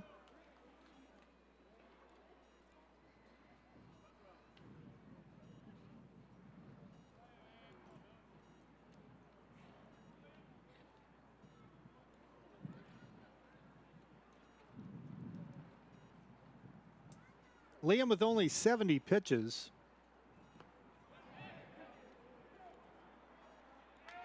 And now it's 0-2. And I would think maybe Denning, the only thing that would keep him from another 7-inning outing is if Mike Steele just wants to see somebody else in an 8-0 game. I was wondering the same thing. Looks like there's some activity down in the Shocker bullpen already, but Liam is on pace right now where he could, at the very least, work his way into the 7th, if not the 8th. Strike 3 called. Leadoff walk, no biggie. 8-0 to the bottom of the 6th. Hi. You think you're probably sober? Yeah. But you're thinking about taking the back roads home just in case. Why would you do that? Probably okay isn't okay. Call a cab, a car, or a friend. Good choice. Wichita State University is preparing today's students to become tomorrow's leaders. The Shock the World campaign is raising $25 million in private funds for a new home for the W. Frank Barton School on the Innovation Campus. Invest today in tomorrow's business leaders by calling 316-978-4076 or visit www.wichita.edu/shocktheworld.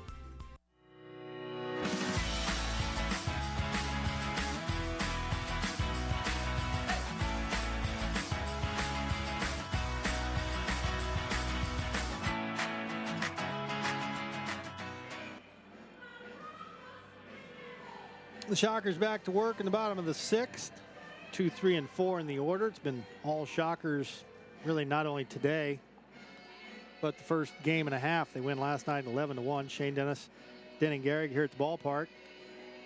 I don't want to get too presumptive, but I think with Tyler Davis loosening the way he is, we may have seen the last of Liam Eddy, who goes 6 very sharp innings with an 8-0 lead. Like we talked about last half inning, Denning, if you want to get a look at somebody else, here's an opportunity for the last 9 outs. Liam Eddy giving Shocker fans a rocking chair game, as former pitching coach Brent Chemnitz used to call it, where you can just sit back and enjoy it. Very little stress to deal with. Even when he did allow base runners, it seemed like he was able to right the ship almost immediately. And that is a quality where you almost never see it in a freshman, where they can get rattled fairly easily, but it's just not the case with Liam Eddy. So here's Genest. Grayson single in the first, singled, stole a base, scored a run in the third, singled, scored a run in the fourth.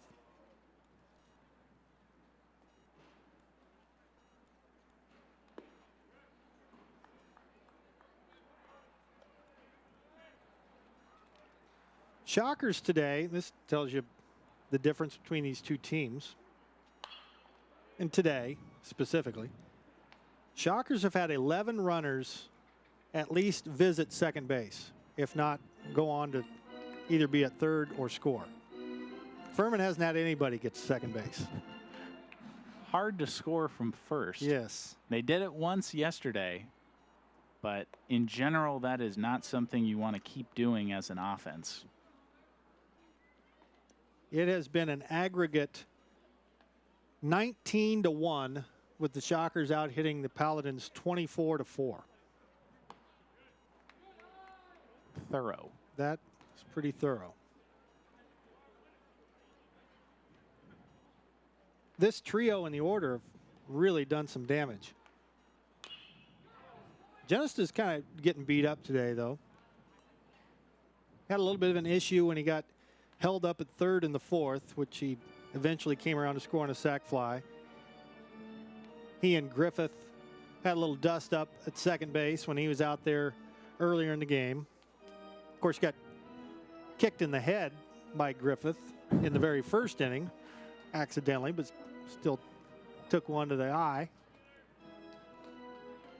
I want to get Grayson Genest in bubble wrap maybe here pretty soon. Let him get his fourth hit and then get him out of there. And you know, before we move on too much from 19-1 through a game and a half, it's important to remember that that doesn't mean anything for tomorrow. Momentum in baseball is as good as the next day's starting pitcher. And you can dominate a team up and down for 2 straight games and 18 innings, and it doesn't mean squat. No. If your Sunday guy comes out and throws up a lead balloon. No, when it comes to baseball and momentum, I always use the analogy that the Titanic had momentum too. So another base runner for the Shockers, and here's Alec Bohm, who's 2 for 3. He's been locked in this series.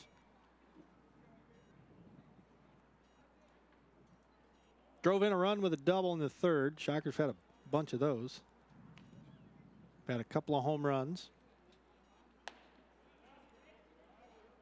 We should be thankful Furman didn't change their athletic nickname to the Icebergs. Yes. Prior to becoming the Paladins. There is another right-hander loosening behind Jordan Beatson. So we could see a revolving door in both pens the rest of the way. We'll see.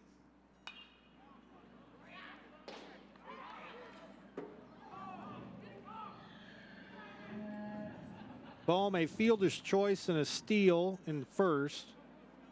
And then the back-to-back hits since then. There's a Paladin righty getting loose. Austin Wood, I believe, is who that is. He pitched last night.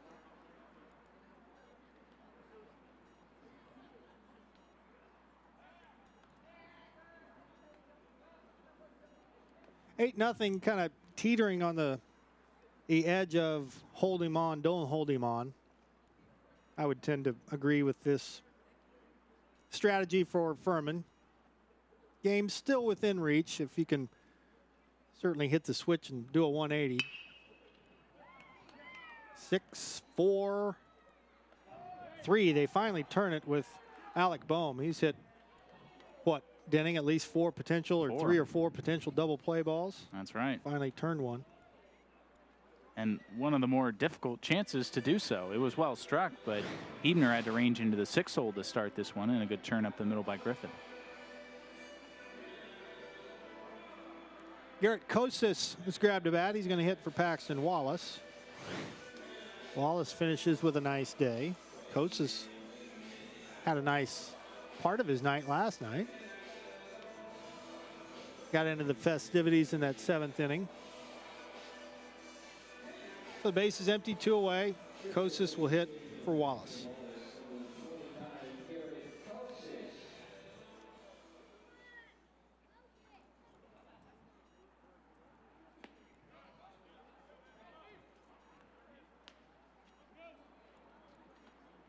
So Jordan Beatson has brought at least a sense of normalcy to this point to the game for Furman,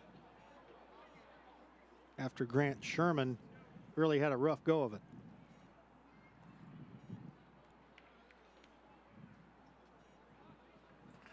If you're Furman, I'm sure you'd prefer to have used Beatson in a little different scenario, considering he's been one of your better bullpen arms this year. But at this point, you have to wonder if manager Brett Harker felt like he just needed to get some outs from somebody just to keep this game within shouting distance. Well, their closer is Tyler Kimbrell, and he's had 3 saves and 10 appearances, covering 14 1/3. He struck out 25, so he's the one swing and miss guy that they've got up their sleeve that I'll imagine the Shockers will see if the game's close at least a couple of innings tomorrow, but that'll have to wait. Another walk issued by Beatson. And also, like I said, I kind of made a joke of it earlier, but Matt Lazzaro's got to be feeling a little bit of pressure in that Paladin dugout as he's watching this mess, and he's due to get the start tomorrow. 2-2 with a 5.28 ERA for Furman. And really, this is a series where they've done very little right. It's been a rough one on their first trip to Wichita. They may not be heading this far west again for a while, depending the outcome of this series, but it has not been a good one so far for the Paladins. And thankfully, at least for Beatson, he's gotten 2 outs this inning, having thrown just 4 strikes, with a couple walks to Genest and Kostis surrounding the double play ball to Bohm, and now he's fallen behind Vickers.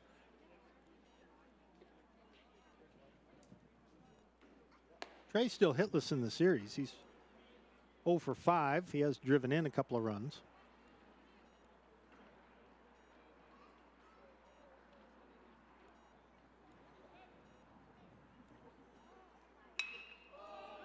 This is sliced into right, but it's going to curl right back to K. And the Shockers come up scoreless for the second straight inning against Jordan Beetson.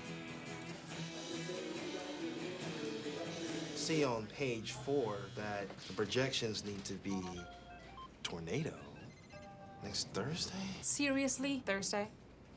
Can't do that. This is really inconvenient. I have yoga that day. I have no time for this. So. I can't do Thursday, but I can do Friday. Disasters don't plan ahead. You can. Talk to your loved ones about how you're going to be ready in an emergency. Don't wait. Communicate. This year, patriotism shouldn't just be about pride of country. It should be about love. Remember that to love America is to love all Americans, because love has no labels.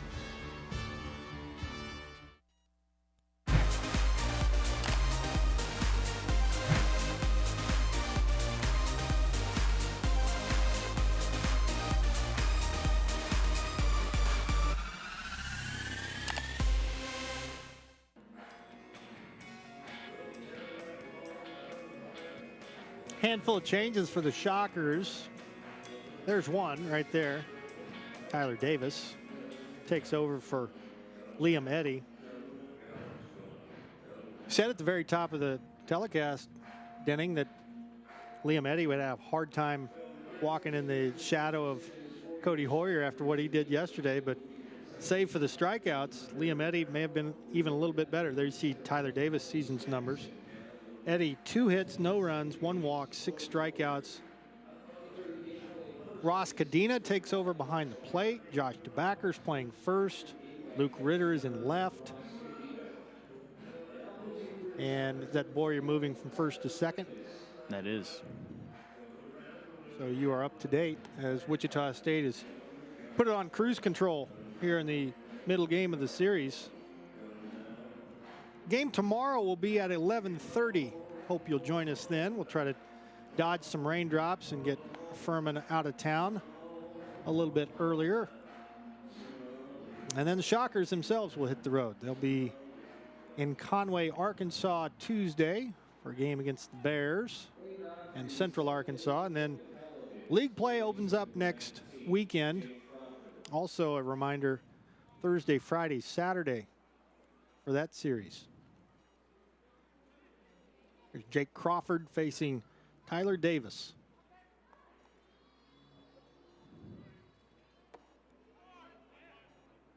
About 12 innings from Wichita State starters through the first 2 games of this series and 3 hits allowed. That will work. So will the 17 strikeouts. Hammered to left. Ritter got a good beat on it, and he makes the play with a little help from Mother Nature too. Jake Crawford stomped on one, but hit it right into the teeth of the wind. 1 out. Not the day to hit the ball to left field, that's for sure. And Shockers have had a parade of left fielders in there today. Started with Travis Young, Alex Jackson pinch hit for him. He's now in center, and now it's Luke Ritter in left. But Luke, who has been all over the diamond in his Shocker career, has made a nice adjustment out in left field and handled that ball well. So we did get Grayson Genest off his feet, didn't we? It's about time. Yep. Busy day. Elmy 1 out of 2. 5th inning single.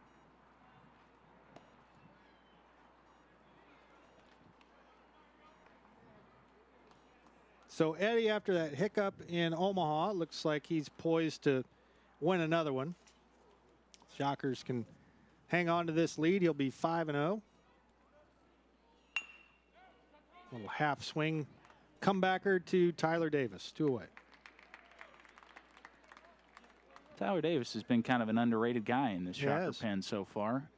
Freshman with an ERA now under 2.5, and really has pitched pretty well in all but 1 or 2 outings against McNeese State and Missouri. And a guy that clearly Mike Steele and Todd Butler trust with some late innings work. Well, nobody pitched with a darn against Missouri, so you kind of forgive him for that one. Just forget that whole game. Clips the outside corner, 0-1.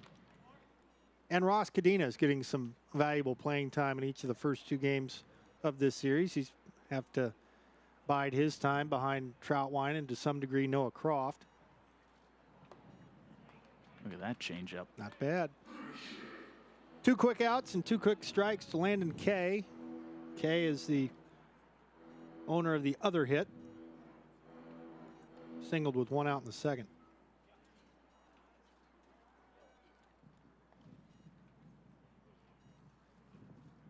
Yeah.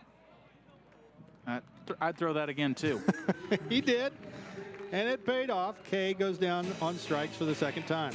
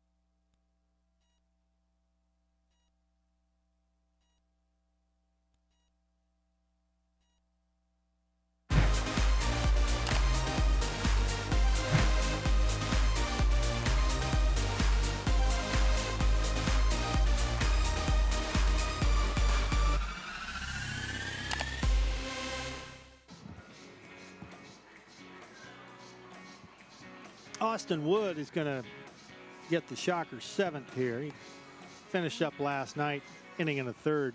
All Shockers today, 8-0. To look at the score last night, you would be tempted to say the same thing. 11-1 Wichita State, but it's been a far different game, hasn't it, Denning? Shockers kind of had a stranglehold on this one from the start. We're two-thirds of the game on Friday night. It looked for all the world like a typical Friday night pitcher's duel where you got 2 guys trading zeros and trading pitches. And then the Shockers just blew it open with that 7-run 7th inning. This afternoon, it has just been an offensive clinic from the word go. The 2-run first with the Paxton Wallace home run really set the tone. And then the 5-run 4th inning that marked the end for Sherman. Shockers have been in control the whole way. Here you see the season's numbers on Austin Wood. Opponents are hitting .455 against him this year. And it looks like Dayton Dugas is going to get a chance to swing it against a right-handed pitcher. He started the day, Dayton did, in right field, due in large part to Grant Sherman being a left-hand pitcher. So it'll be Duga, Boyer, and Cadena if everything stays the same.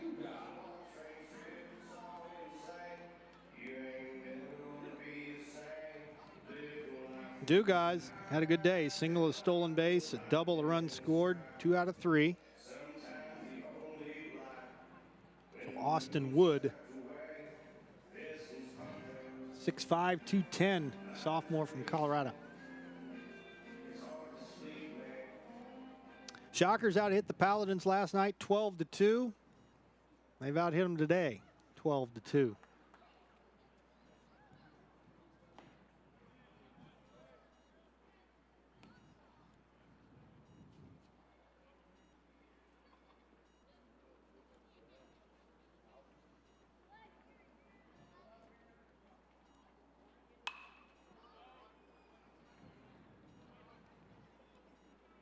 Can't wait to find out who we give the credit for with this approach here by Wichita State today, be it the individual players, a coach, somebody that saw something on the scouting report, and we'll see if it holds against the right-hander Wood as well.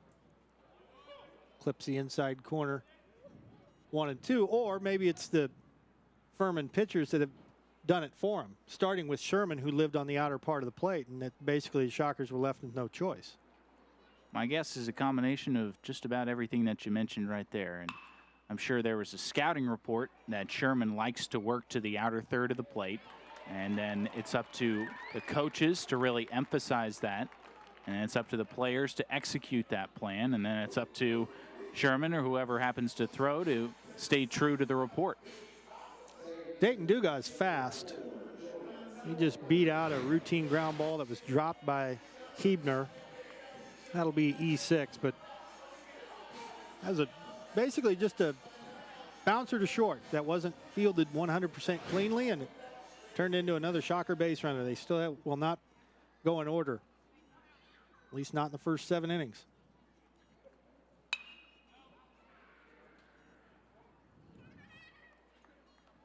Boyer 1 for 3 today, 3 out of 6 with 4 runs batted in this series.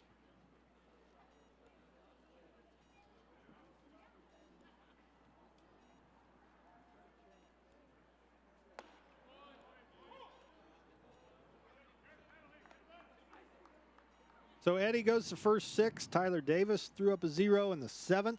No action at the moment in the Shocker pen. So if they want to trot him out there for another inning, certainly can.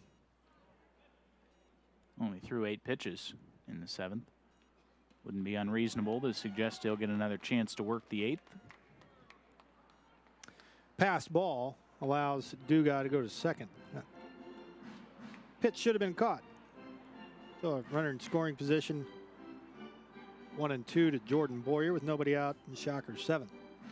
And to your point, you mentioned it earlier, I think, Denny, you never know what's going to happen tomorrow. So it's one thing to enjoy a big lead and get some guys some work today, but there's still tomorrow to worry about. You never know how many you're going to need coming out of the pen to try to finish off a potential sweep.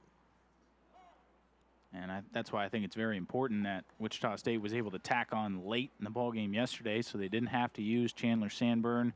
They did bring in Tommy Barnhouse, and I think that was more just a confidence-building situation, a little more low-leverage spot. He was able to induce the double play, and so only threw 2 pitches. Those 2 guys you figure would be ready to go tomorrow if it happens to be a close game. And they got McGinnis out of there after 11 pitches. Yep. All your big guns ready. Yep.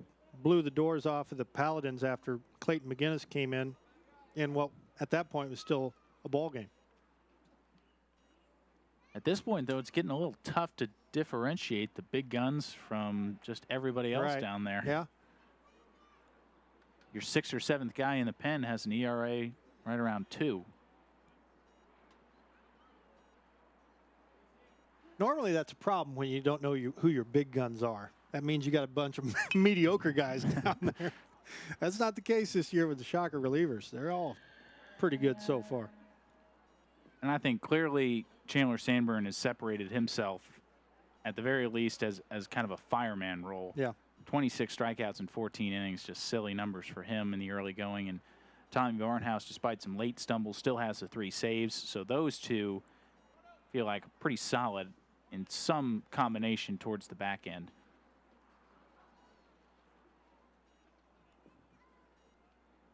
Five-run 4th really blew this one open for the Shockers. Jordan Boyer proving to be pretty pesky here with Dugas out at second base. Guy who we haven't seen out of the bullpen in a while for Wichita State is Cody Tyler, who has had to make his way back from some injuries. Last worked in the ball game against Creighton and might be a candidate for either the Sunday start tomorrow or potentially in a midweek role. The old man of the staff, Cody Tyler.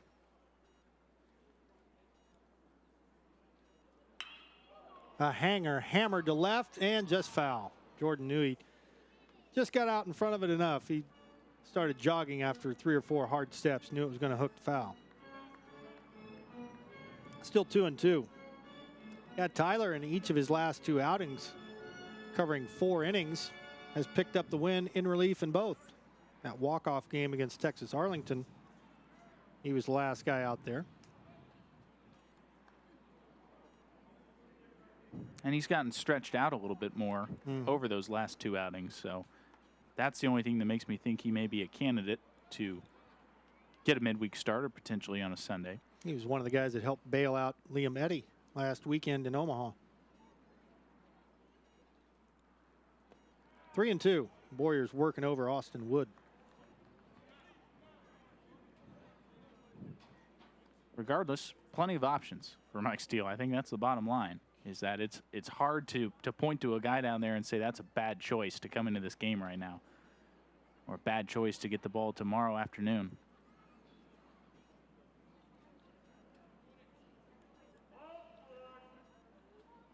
Three-two.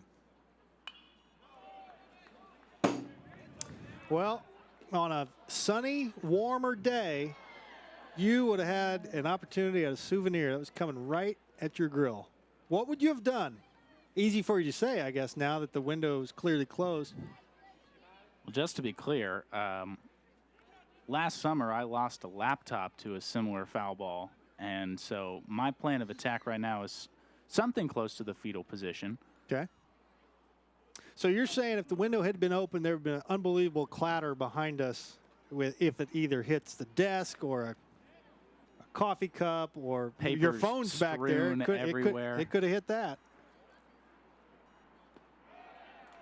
Jordan Boyer draws a walk after an extended battle with Austin Wood. 2 on and nobody out for Ross Cadena. They don't give us gloves up here. That's not our job. No, they don't. And if I catch it, it's not an out. It's still a strike. So what are we talking about here? A broken finger is probably what we're talking about. Exactly right. I'm not trying to go on the shelf. How am I going to keep score with a broken hand? Use your right hand if you want to go that far. That's ridiculous. I'm not chastising you. And we'll never know because the window was closed. Purely hypothetical. And it should stay closed. Well, the wind out of the north, I can promise you it's going to stay closed. Ross Cadena trying to become the 16th Shocker to register an RBI. Base hit to the outfield should do the trick. Ross is 1 out of 5 as a Shocker in his freshman campaign, getting his first plate appearance today after Troutwine went 2 for 2 with a walk.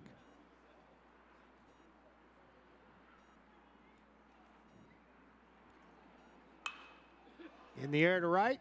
Won't quite get the job done. Kay camps under it, makes the play. Dugai will go to third.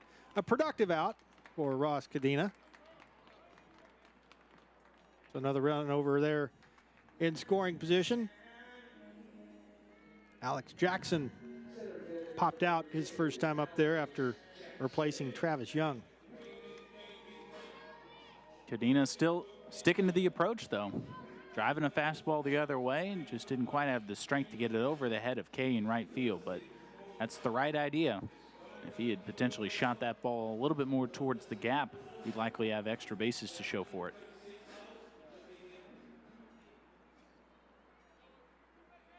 So all kinds of shuffling of the deck for Todd Butler and his lineup today. From the start until now, of course, the 8-0 game is necessitated a couple of substitutions, getting Grayson Genest out of there, getting Jackson and Cadena in there. Josh DeBacker's in there, hasn't had a chance to hit yet. That'll likely come next inning. 1-1 to Alex.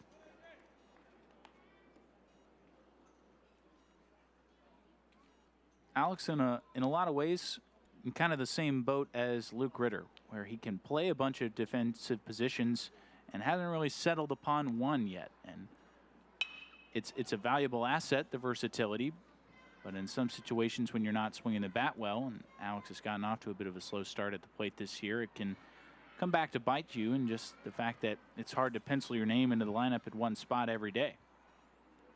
Alex, 7 out of 32, 3 runs batted in. He has come through 2 out of 6 times with runners in scoring position, so somewhat reliable when guys have been on the pond. 2-2.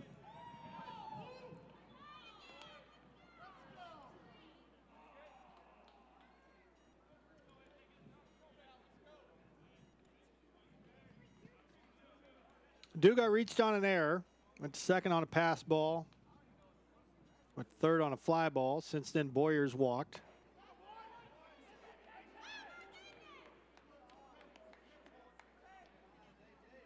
Three and two. Luke Ritter waiting in the on-deck circle.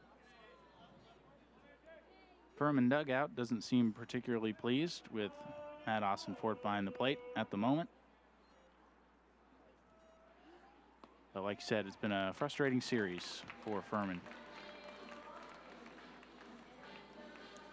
And Austin Wood, for all the base runners that he's allowed so far this year, the walk really hadn't been an issue before today. He's walked 2 in the inning, walked 1 all year in his previous 7 outings.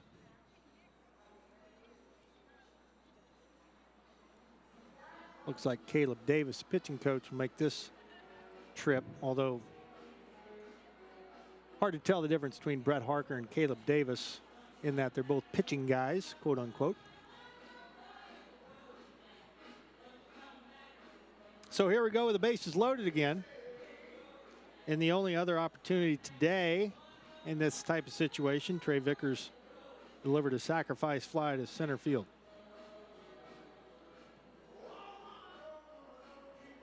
Ritter has not had a chance this year with them loaded.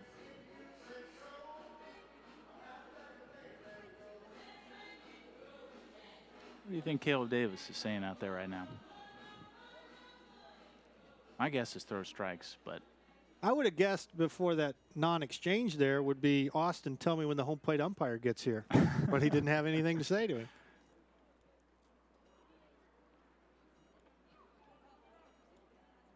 So here we go. They're loaded up for Luke Ritter. Luke 0 for 3 with a walk today.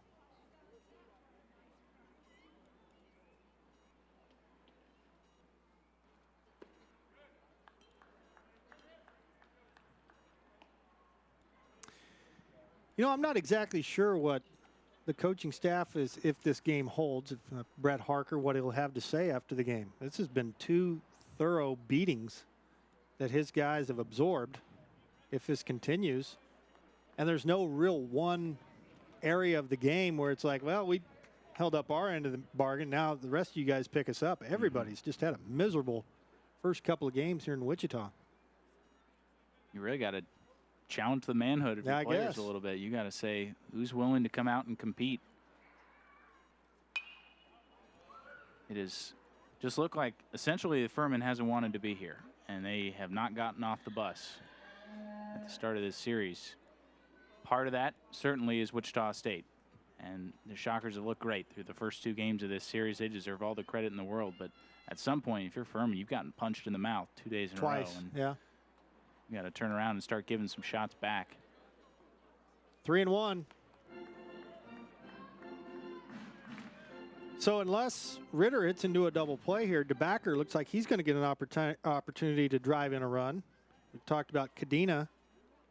Cadena and DeBacker, the only guys that have gotten at-bats or plate appearances without an RBI so far this year. Ritter's going to get it done with a, looks like a sacrifice fly to right, the second one that they've had with the bases loaded. Over to third heads Boyer, and it's 9-0.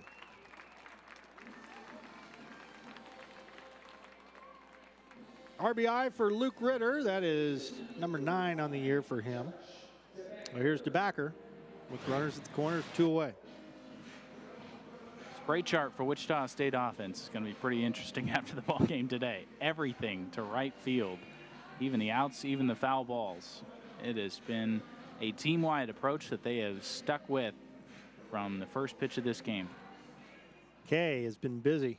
Their right fielder, Landon Kay. Here's DeBacker, not only looking for his first RBI, but his first hit of the year. 0 for 5, takes outside, 1-0. Appearing in his 11th game. He started opening day as the DH. Played sparingly since then.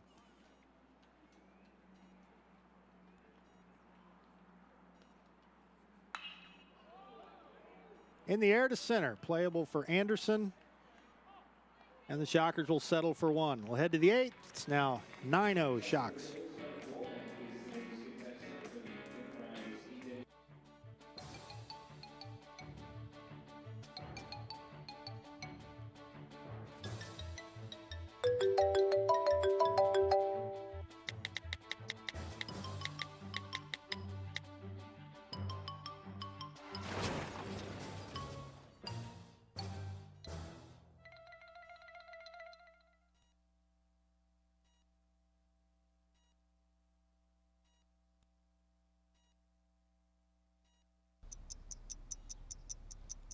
I understand. I know it's not your typical resume. Okay, well. But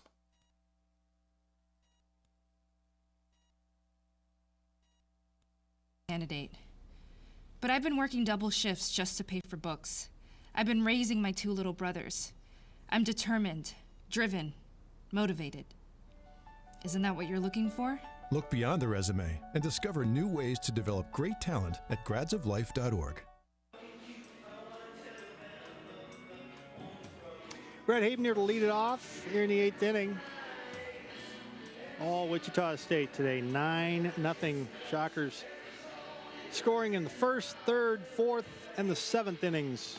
Tyler Davis will indeed go out for his 2nd inning of work after a very quick 7th.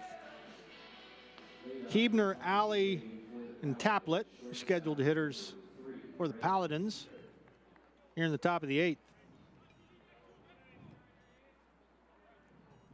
Talked a little last half inning about what do you say to the team if you're Brett Harker if this score holds and you lose the first 2 games of the series by a combined 20-1.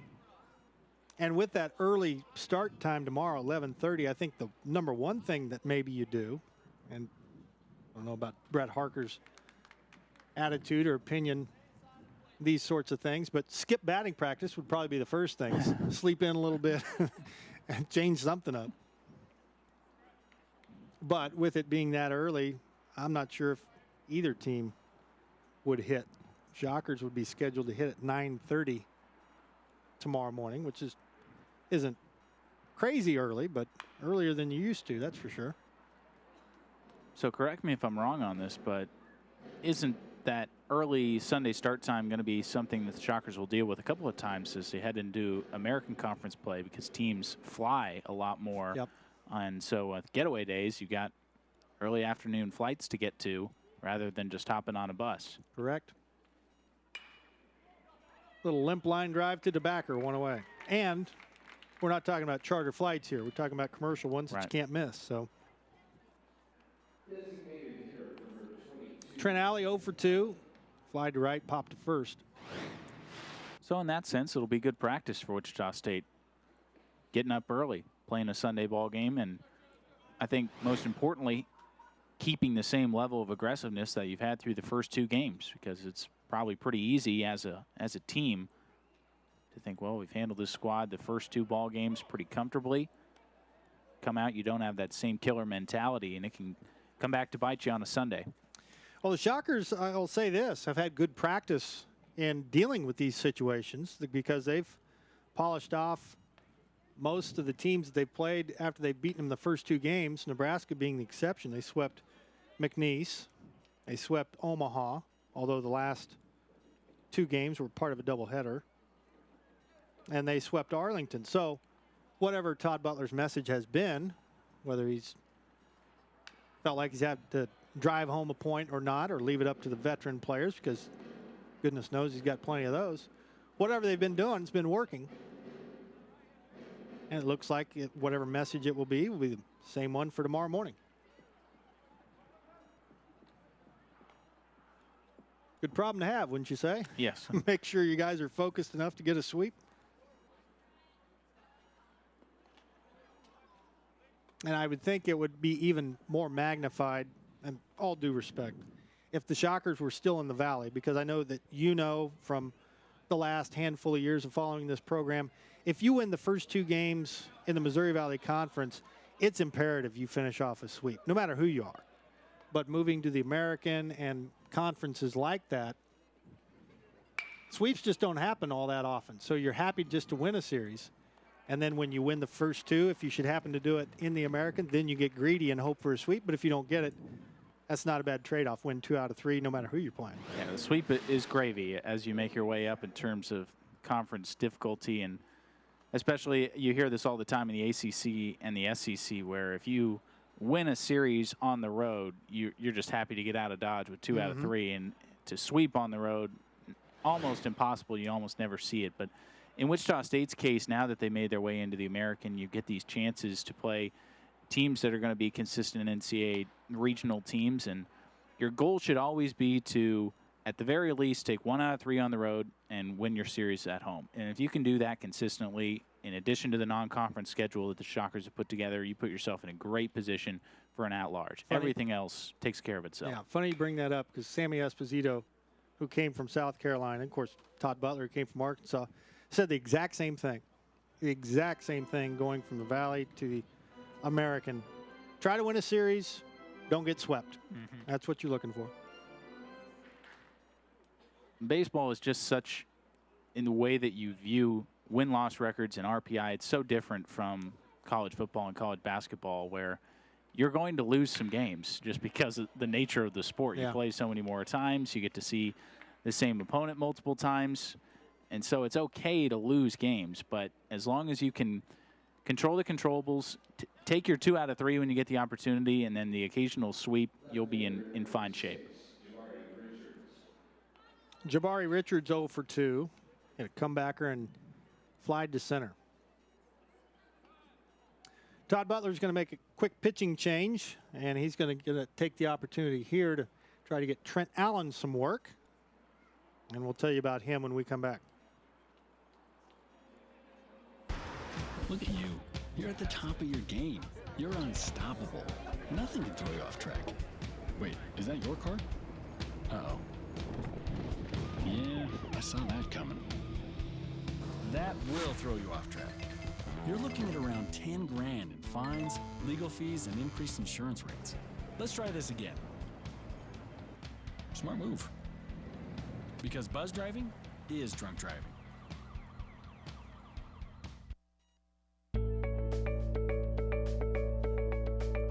Charles Koch Arena is the place where we gather as a community to compete against the very best. Now our game plan is to renovate Koch Arena by adding a new student-athlete success center. Your tax-deductible gift can help deliver that slam dunk. Join us at the level that is right for you. Donate online at wichita.edu/shocktheworld. Trent Allen's only been out there twice, but the funky left-hander is getting a chance to get Jabari Richards to get the final out of the 8th here. Funky is right. Trent Allen's going to come at you from a weird arm angle. He's got a little bit of deception and just has some unorthodox mannerisms even as he comes to the set position. Makes it very difficult for a left-handed hitter to stay in on him. Will throw mostly fastball, slider, and gets a chance here to face a left-handed hitter and cap off this 8th inning. And Funky is good. We like that. The Shockers bullpen, and we've alluded to it a couple of times, rounding into a pen where during the course of a series or maybe a game that should happen to turn into a kind of a fight, a back alley fight, so to speak, Shockers can match up with you. I mean, you're looking at Kilgore, a left-hander who's emerged with a different attitude the last couple times he's been out there. You got this guy and Trent Allen who can, if called upon, get a left-hand batter out. You go righty-righty with Preston Minor, for example. We saw him last night. Got some options, boy. And that is quite the departure from years past. Yeah. And again, no disrespect to the Shocker teams of yore, but just over the last several seasons, there haven't been those guys down in the pen where you can mix and match a little bit. There's been 1 or 2 who you feel like you can trust on any given night, but beyond that, it gets a little bit dicey. This year, different story. And honestly, in the past, there were times where the effort wasn't even made. It's just we've got our guys in these particular innings, and that's when they're going to pitch. Like our conversation yesterday about finding roles for guys and having guys available to work different roles. Little spring training drill, and Jabari Richards beat Trent Allen to the bag.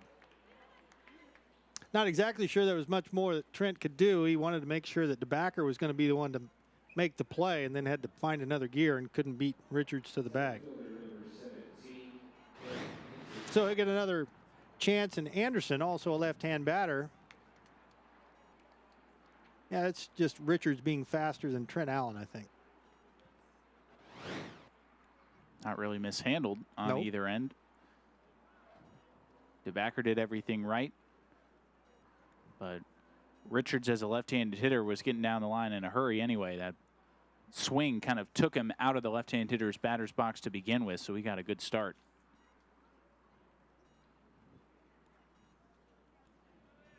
Ben Anderson's a good hitter, but he's 0 for 5 so far in the series. And this is the last thing that he needs. 0 for his first 5 with 3 strikeouts, now facing Trent Allen. I doubt he's seen anybody quite like Trent so far this year, but being as good a hitter as he is, if anybody's got somebody like Trent Allen, he's going to see him during the course of the season. Well, and maybe if you're Ben Anderson, you can really take this opportunity to focus on the things that got you to this point in the year, and that's keeping that lead shoulder in, driving the ball back up the middle.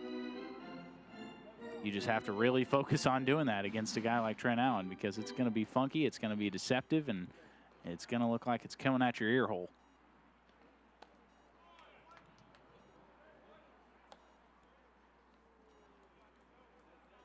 Three 3-0. Sims Griffith is the on-deck hitter.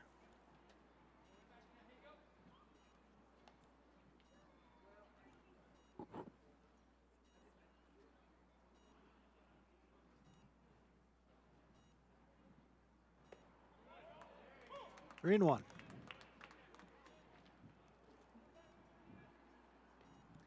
Dylan Love, just as I say that, has grabbed a bat and is in the on-deck circle. He would hit if Anderson could keep it going.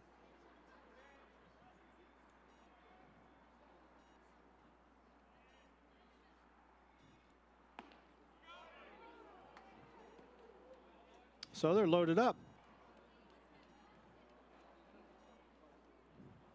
Not a bad pitch by Trent Allen, and he will be replaced before Dylan Love is announced. So another shocker pitcher, and we'll catch you up on him right after this.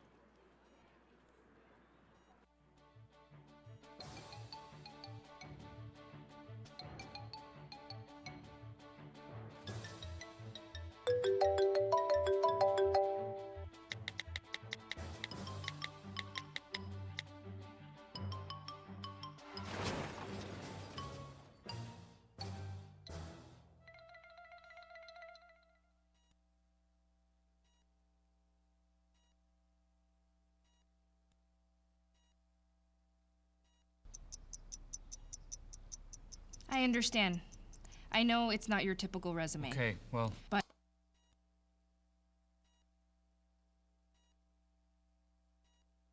candidate. But I've been working double shifts just to pay for books. I've been raising my 2 little brothers.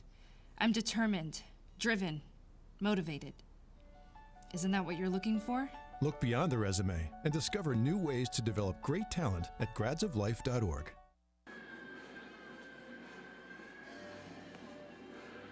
Adam Keller tried to clean things up here in the top of the 8th inning. Keller yesterday finished up the game facing 2, striking out 2. Polished off the Paladins 11-1. So he'll be making his 2nd consecutive outing in the series, trying to help out Tyler Davis and Trent Allen here in the 8th. Bases are loaded. Keller, guy maybe starting to work his way into some more prominent spots in the Wichita State bullpen. He was a very dependable arm for them a year ago and just hadn't seen many opportunities so far in the early going of 2018. But now back-to-back ball games in which Mike Steele has trusted him with a bases-loaded situation.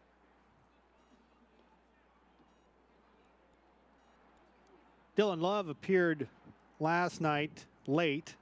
Ended up drawing a walk against Preston Minor.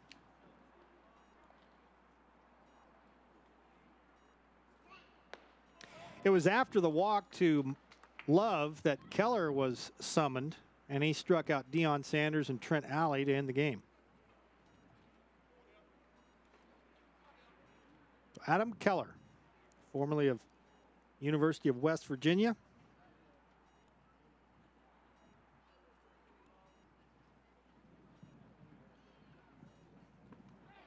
Had a filthy breaking ball last night. Looks like he's transferred it out there this afternoon. One called, one swinging, and one more, and the Shockers can go to hitting in the bottom of the 8th. Hasn't needed much more than that, has he? No, he hasn't. He's got an okay fastball. It'll get 90-91 on occasion, but it almost seems like just a showcase right now. Well, if you can cast one in there 0-0 and then tighten it up after that, you might not need it very often, especially with guys on. Cadena couldn't quite hold it, still 0-2. Not that they're exactly the same, but a guy that I used to play with, Jamie Bluma, was kind of like that, had a good fastball, 91, 92, but he rarely threw it. And if he did, it was that first pitch, and you better swing at that one because you're getting sliders after that. He could throw sliders for called strikes and put you away with one that bounced on the plate after. Kind of the way Adam Keller's been in this series so far.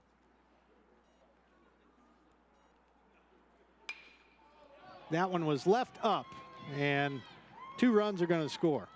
Or 1 is going to score, and they held up the other at third base.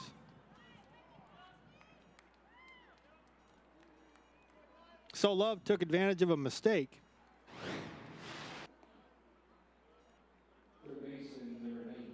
So everybody moves up 90 feet. It's now 9-1. Dylan Love's 3rd RBI of the year. And Furman not wanting to take any chances making it out on the base pass. Duga actually bobbled that ball in right. And Richards likely would have been able to score standing up, but gave him the stop sign at 3rd. They're playing station to station.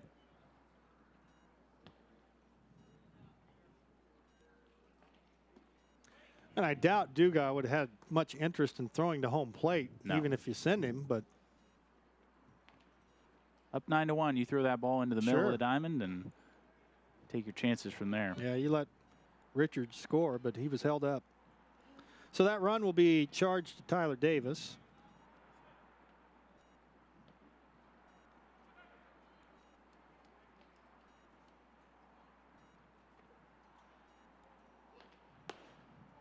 Here's that fastball Denning was talking about, 90 miles an hour outside. Keller, by the way, did not, of course, face Jake Crawford last night. Sanders and Alley were the 2 that he got. Those were the only 2 guys that he faced. So Jake Crawford 0 for 3, getting his first look at Adam Keller.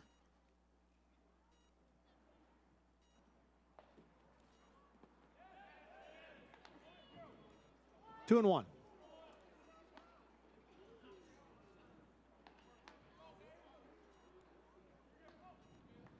We mentioned earlier, Matt Lazaro scheduled to pitch for Furman tomorrow morning. He's a lefty. Shockers are, or at least before today, undecided on who they would trot out there to start.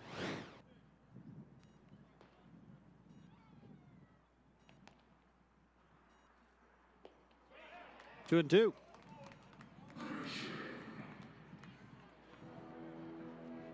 See if Adam Keller can find one more good one.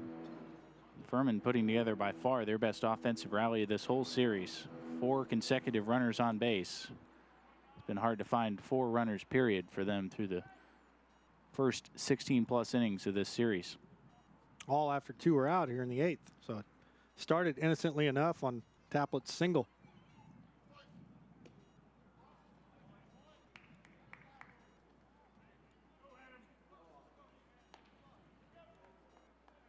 He had 9 base runners all of last night. And 4 this inning, giving them a total of 7 on the day. Not going to win many.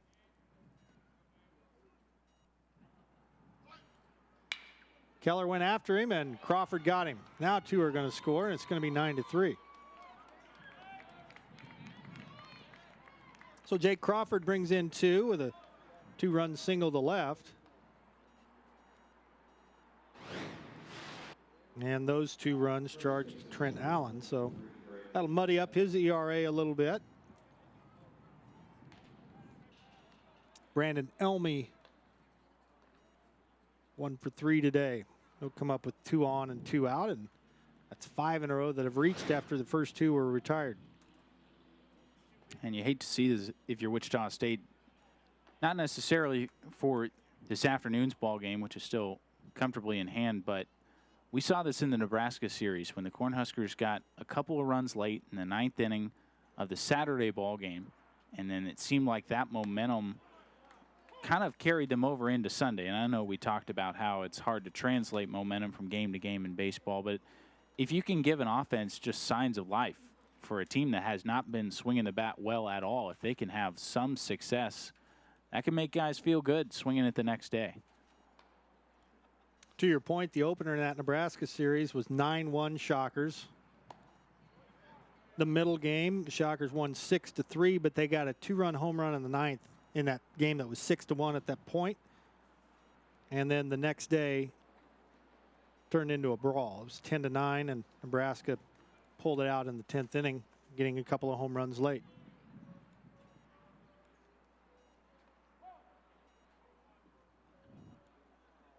Reminds me of a Missouri State team a couple of years ago that came into X Stadium riding some ridiculous string of, I think, 36 innings without scoring a run. They had just gone almost a whole week, and they got an 8th inning or 9th inning sacrifice fly to break the skid on Saturday in a game that was well decided. Wichita State ended up winning that game.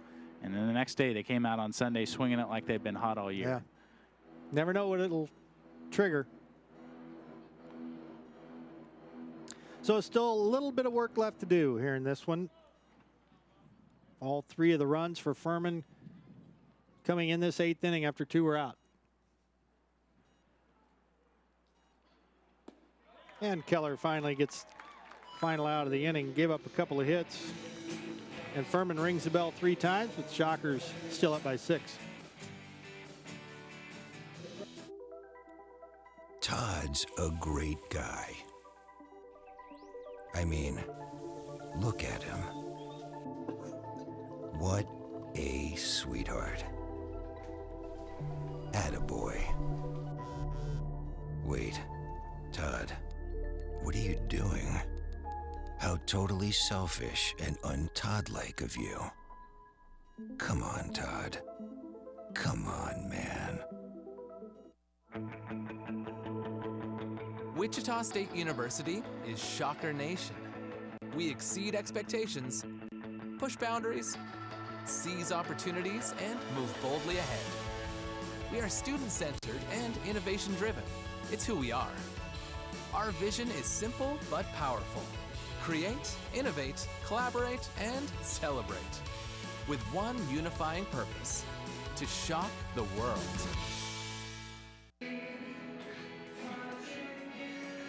Fourth pitcher of the day for Furman as they get off that no-run, 2-hit thing that they were stuck on almost all day long. They get 3 in the 7th inning, or the 8th inning, against Shocker pitchers. Ruddy Jones making a rare appearance. He has pitched 3 other times, most recently on Wednesday against College of Charleston. 1 inning, 2 hits and a run in a 15-6 loss against the Cougars. He gave up a run in the 9th earlier this week. So he's just in there getting some work, and the Shockers lead at 9-3, 3 outs away from winning the series.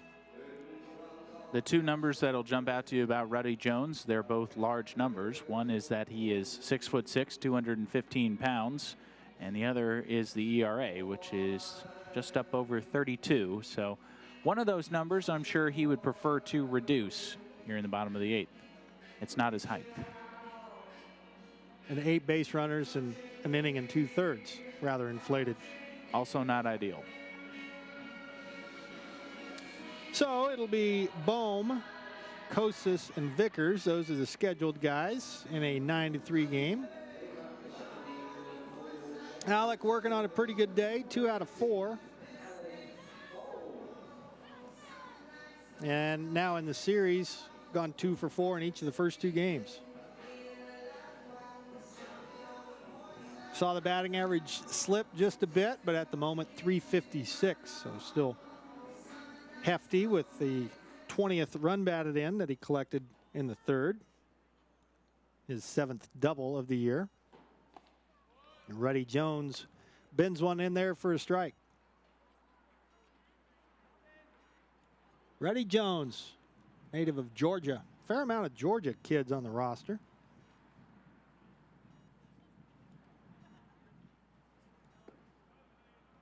That one's over but low, 1-1. Plenty of talent in that region to draw from for sure, but South Carolina, you're fighting uphill against some other pretty good baseball programs as far as recruiting territory.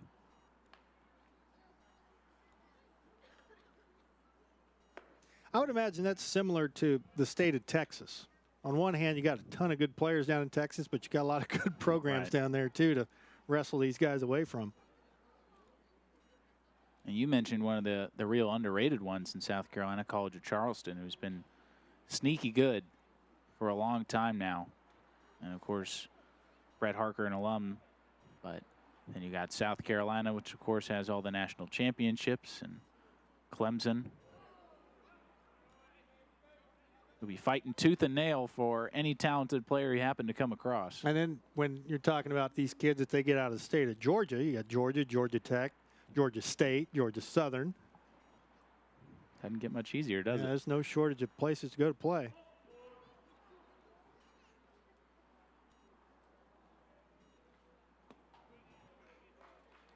Baum has made a living on base, as have most Shockers. They will not go in order today. Got at least one base runner in every inning. Garrett Kosis drew a walk his first time up there. So it was Grant Sherman through 4 painful innings. Then Jordan Beatson settled things down a little bit. Austin Wood gave up an unearned run in his 7th inning of work. Now Ruddy Jones.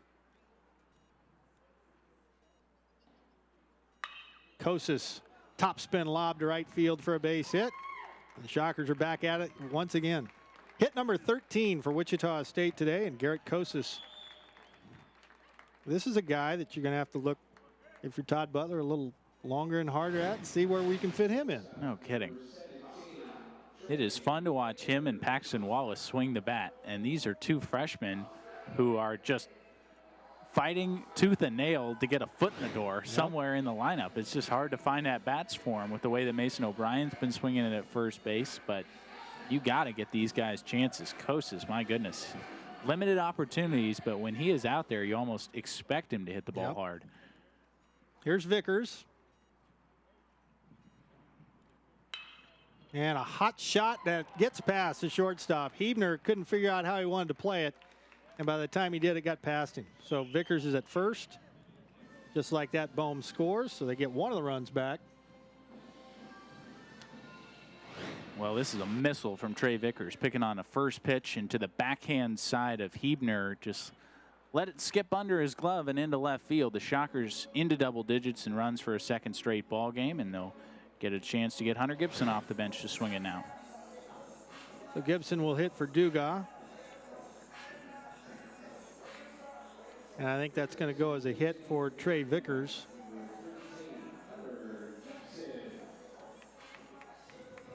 So here's Gibson. Hunter 3 out of 10 so far on the year. One of those hits a home run. Gibson 1 out of 4 as the DH last night.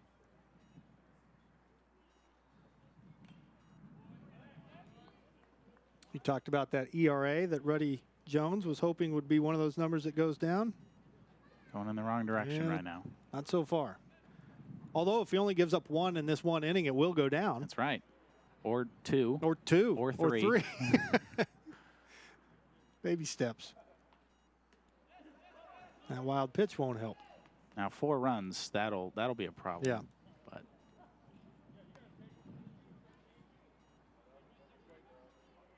there is nothing more demoralizing as a pitcher than going into every game with an unhuman ERA. Just, it weighs you down. You feel terrible about yourself. You're trotting out there. It's on the scoreboard right behind you. Well, Shane Dennis, 38 ERA. If you're a reliever, you got to pitch well for a month just for it to be normal again. Hard to do it 2/3 of an inning at a time. Yeah, if you get a month's worth of work.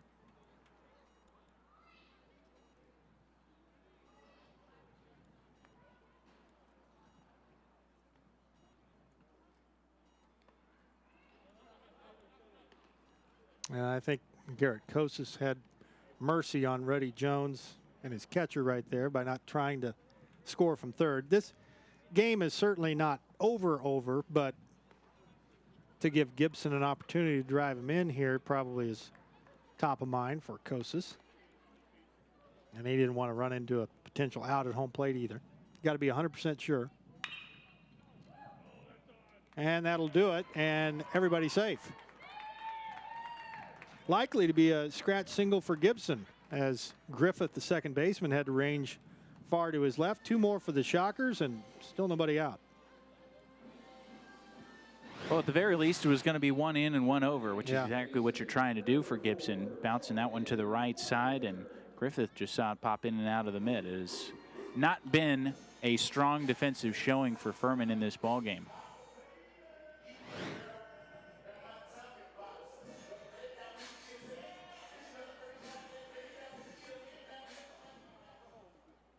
Boyer's driven in a run. He's been on there twice.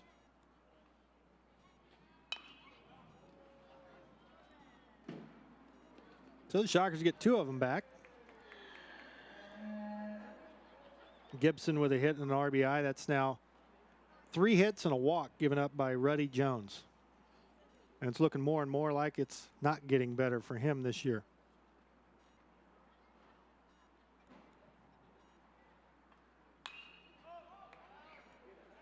Wind's going to help push this one out of play. 0-2 to Jordan Boyer. So the Shockers now with 22 runs and 27 hits in the series.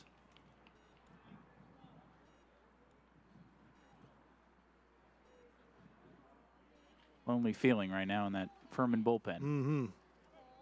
Lonely feeling for Matt Lazaro, too, having to watch this and try and figure out how you're going to get outs tomorrow afternoon. Shockers got 12 runs and 16 hits in the first game of the Texas Arlington series. Those are both high water marks, at least for now.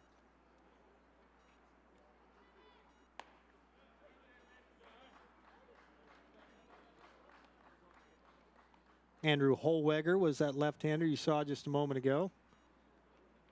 Possibly hoping his number doesn't get called.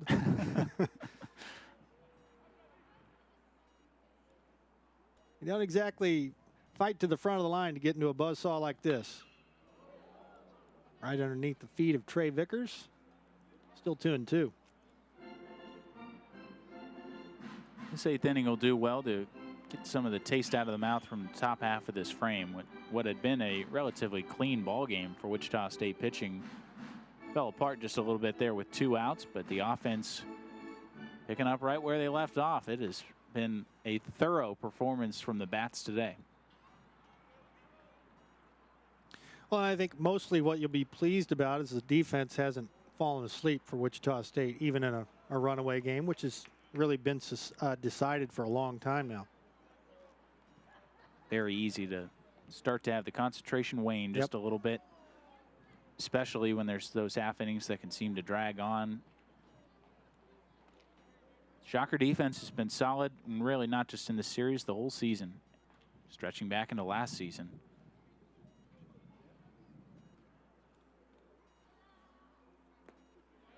They're going to be loaded up for Ross Cadena.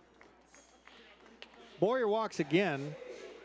He's been on base really all series. 2 out of 3, 3 runs batted in, 2 runs scored last night. Hard to fathom, but yes, indeed, it might get worse for Ruddy Jones's numbers by the time this is all said and done. New pitcher coming in after Ruddy Jones failed to retire any of the 5 that he faced. Back in a minute.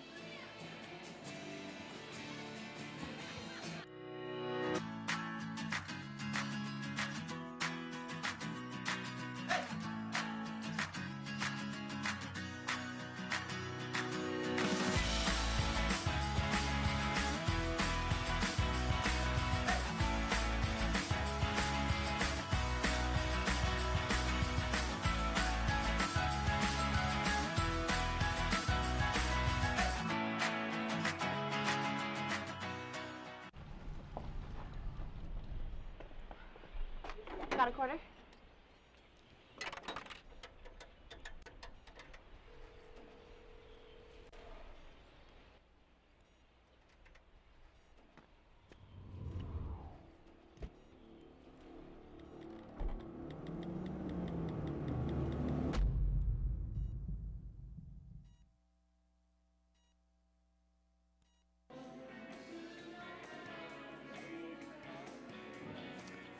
Andrew Holweger has inherited quite a mess. Comes on with the bases loaded, 2 in, and still nobody out in the Shocker 8th. Just trying to make it through this one. Holweger, like his predecessor Ruddy Jones, had pitched 3 times previous. The most recent for Andrew was against Illinois back on the 10th. 1 inning, 3 hits, 2 walks. 4 of those 5 scored, 2 of them earned. Ross Cadena flew out his first time up there. He came in mid-game for Gunnar Troutwine, who had a very good and productive day behind the plate and at the plate. Walked, homered, and singled. And so again, Cadena trying to get his first run batted in as a Shocker. Hit it almost anywhere but back at the pitcher, and you got a decent shot. Sure, Cadena has seen all of his teammates getting in on the action and is itching to do so as well. It's as good a chance as he's going to get. And he does it. Line drive, base hit to left field. So the Shockers get all 3 of them back. And Cadena has an RBI, so he took all the drama out of it early. Everybody moves up 90 feet. And it's now 12-3. Very nicely done from Ross Cadena. A little bit off the end of the bat, but down in the box score is a rocket into left field and sneaks it between Crawford and Hebner on the left side. The RBI, and 12 runs now for Wichita State. Not done yet. So that makes them now 8 for 15 with the bases loaded. They're 1 for 1 with 2 sacrifice flies today. Jackson took a shot to the opposite field. Alex 0 for 1 will walk. He came in mid-game after Travis Young started in left. Alex now playing in center, by the way. Jackson, in case you're wondering, has 3 RBI already this year, so he's gotten that out of the way.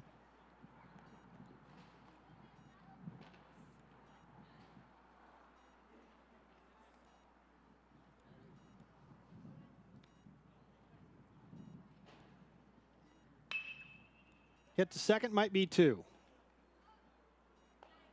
And it is. Another run scores, no RBI. Jackson hits into a double play. And so that is a 4-run inning, and all 4 charged to Jones. And Boyer out there is still his responsibility. So Ritter becomes the 8th man to bat in the inning.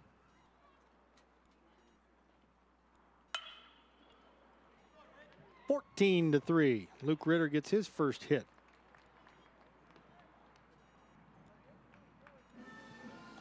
The Ruddy Jones ERA watch comes to a close. It has finally care to get the calculator out? It has landed at 59.4. Oh boy. So nowhere to go but down, I suppose. Well, that's what we thought a minute ago. DeBacker, 9th man to bat in the inning. Shockers sent 10 to the plate in the 4th.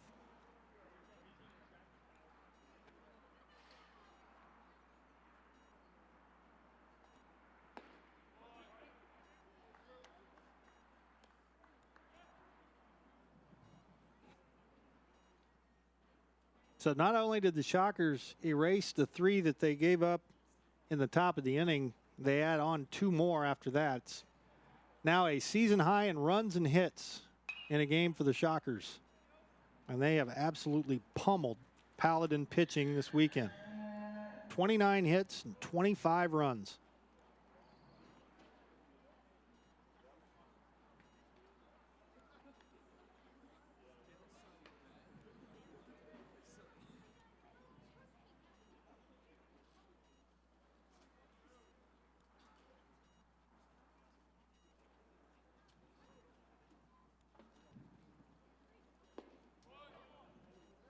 3 more outs to get, and the Shockers will have won the first 2 games of the series.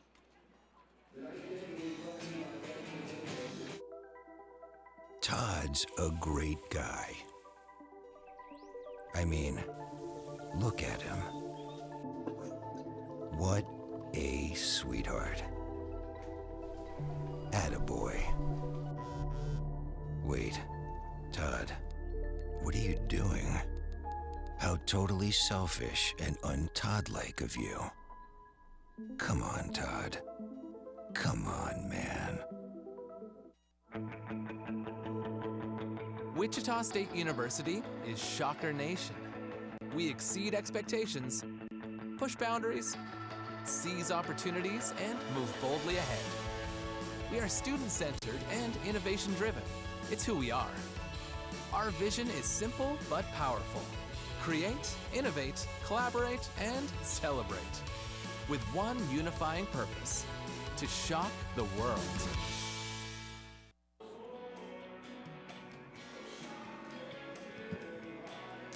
Robbie Evans hopes to be the final pitcher of the day for Wichita State. He becomes pitcher number 5. Seems like a long time ago that Liam Eddy zipped through the Paladin order. 6 scoreless innings, gave up just 2 hits. But Wichita State's offense has been busy as he was out there and even after he left. 14-3, Robbie Evans, right-hander from the state of Texas, trying to improve on his 8.44 ERA, as we've been talking about. He hasn't walked anybody in 5 1/3, yet he's hit 5 and struck out 8. So he's been kind of a feast or famine guy out there, looking for a little normalcy here in the 9th in a 14-3 Shocker lead. Well, since we're allowed to take away the Missouri outings, those are all wiped from the record book forever. His ERA looks a lot better. And really, for the most part, Robbie Evans has shown the kind of wipeout stuff that has his coaching staff so excited about him. The strikeout numbers are excellent. He's got an excellent fastball and can incorporate a slider that has some of the best movement on this Wichita State staff. So it's just about putting those things together and having some consistency, because when all of it clicks, Robbie Evans is just about as unhittable as anyone else on this Wichita State pitching staff. Well, and he's got the arm angle that certainly makes it really difficult on a right-hand batter. He slings it up there. He drops down lower 3/4. And like you said, when he's got a slider that moves width of the plate, if he can establish some fastball command, then things are going to be easy for him, or easier. Here's Deion Sanders hitting for the first time today. Deion got to start at first base last night, went 0 for 3.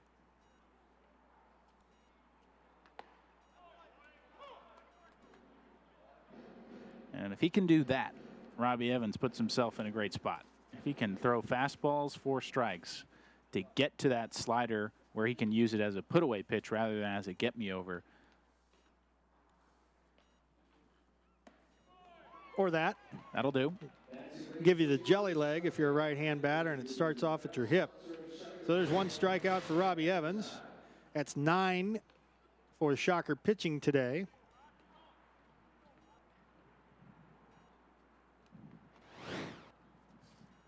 And David Webble will get his first plate appearance of the series. So Brett Hebner goes 0 for 3. David Webble is 2 out of 16 so far this year. 9 more strikeouts, by the way, for Shocker pitching.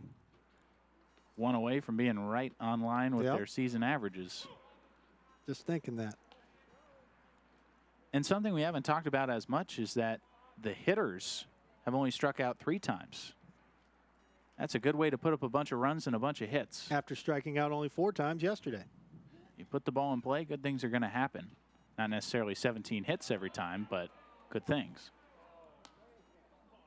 Well, one thing that we didn't get to after those 2 home runs yesterday, that puts the Shocker hitters on pace for approximately 68, and that's just through the regular season. That's not guaranteeing multiple games in either the postseason conference tournament or regional, but 68 home runs would be the most in 14 years put up by Shocker position players. So it's been a long time between the adjustment of the bats and the balls, all that other stuff that they've hit or been on pace to hit this many home runs. 2 away. But what's great about it, too, is that it isn't an offense that's entirely reliant upon that aspect either. They're capable of stringing together an inning in which they can score a crooked number without hitting 3 long balls. They can do it a bunch of different ways. Patient offense, capable of having bat-to-ball skills in addition to the power. Trent Alley didn't have that many opportunities whatsoever coming into this series, but he's played wire to wire in both games, both being blowouts by Wichita State. So he's getting an opportunity to get a good long look up there at the plate. DH'd in both games. Unfortunately for him, he's 0 for 6. Last chance for the Paladins.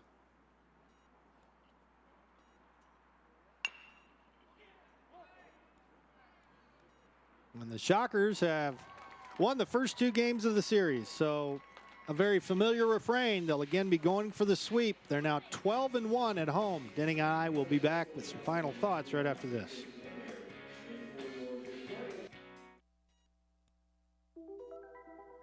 Todd's a great guy. I mean, look at him. What a sweetheart. Attaboy. Wait, Todd, what are you doing? How totally selfish and un-Todd-like of you. Come on, Todd. Come on, man. Wichita State University is Shocker Nation. We exceed expectations, push boundaries, seize opportunities, and move boldly ahead. We are student-centered and innovation-driven. It's who we are. Our vision is simple but powerful. Create, innovate, collaborate, and celebrate. With one unifying purpose: to shock the world.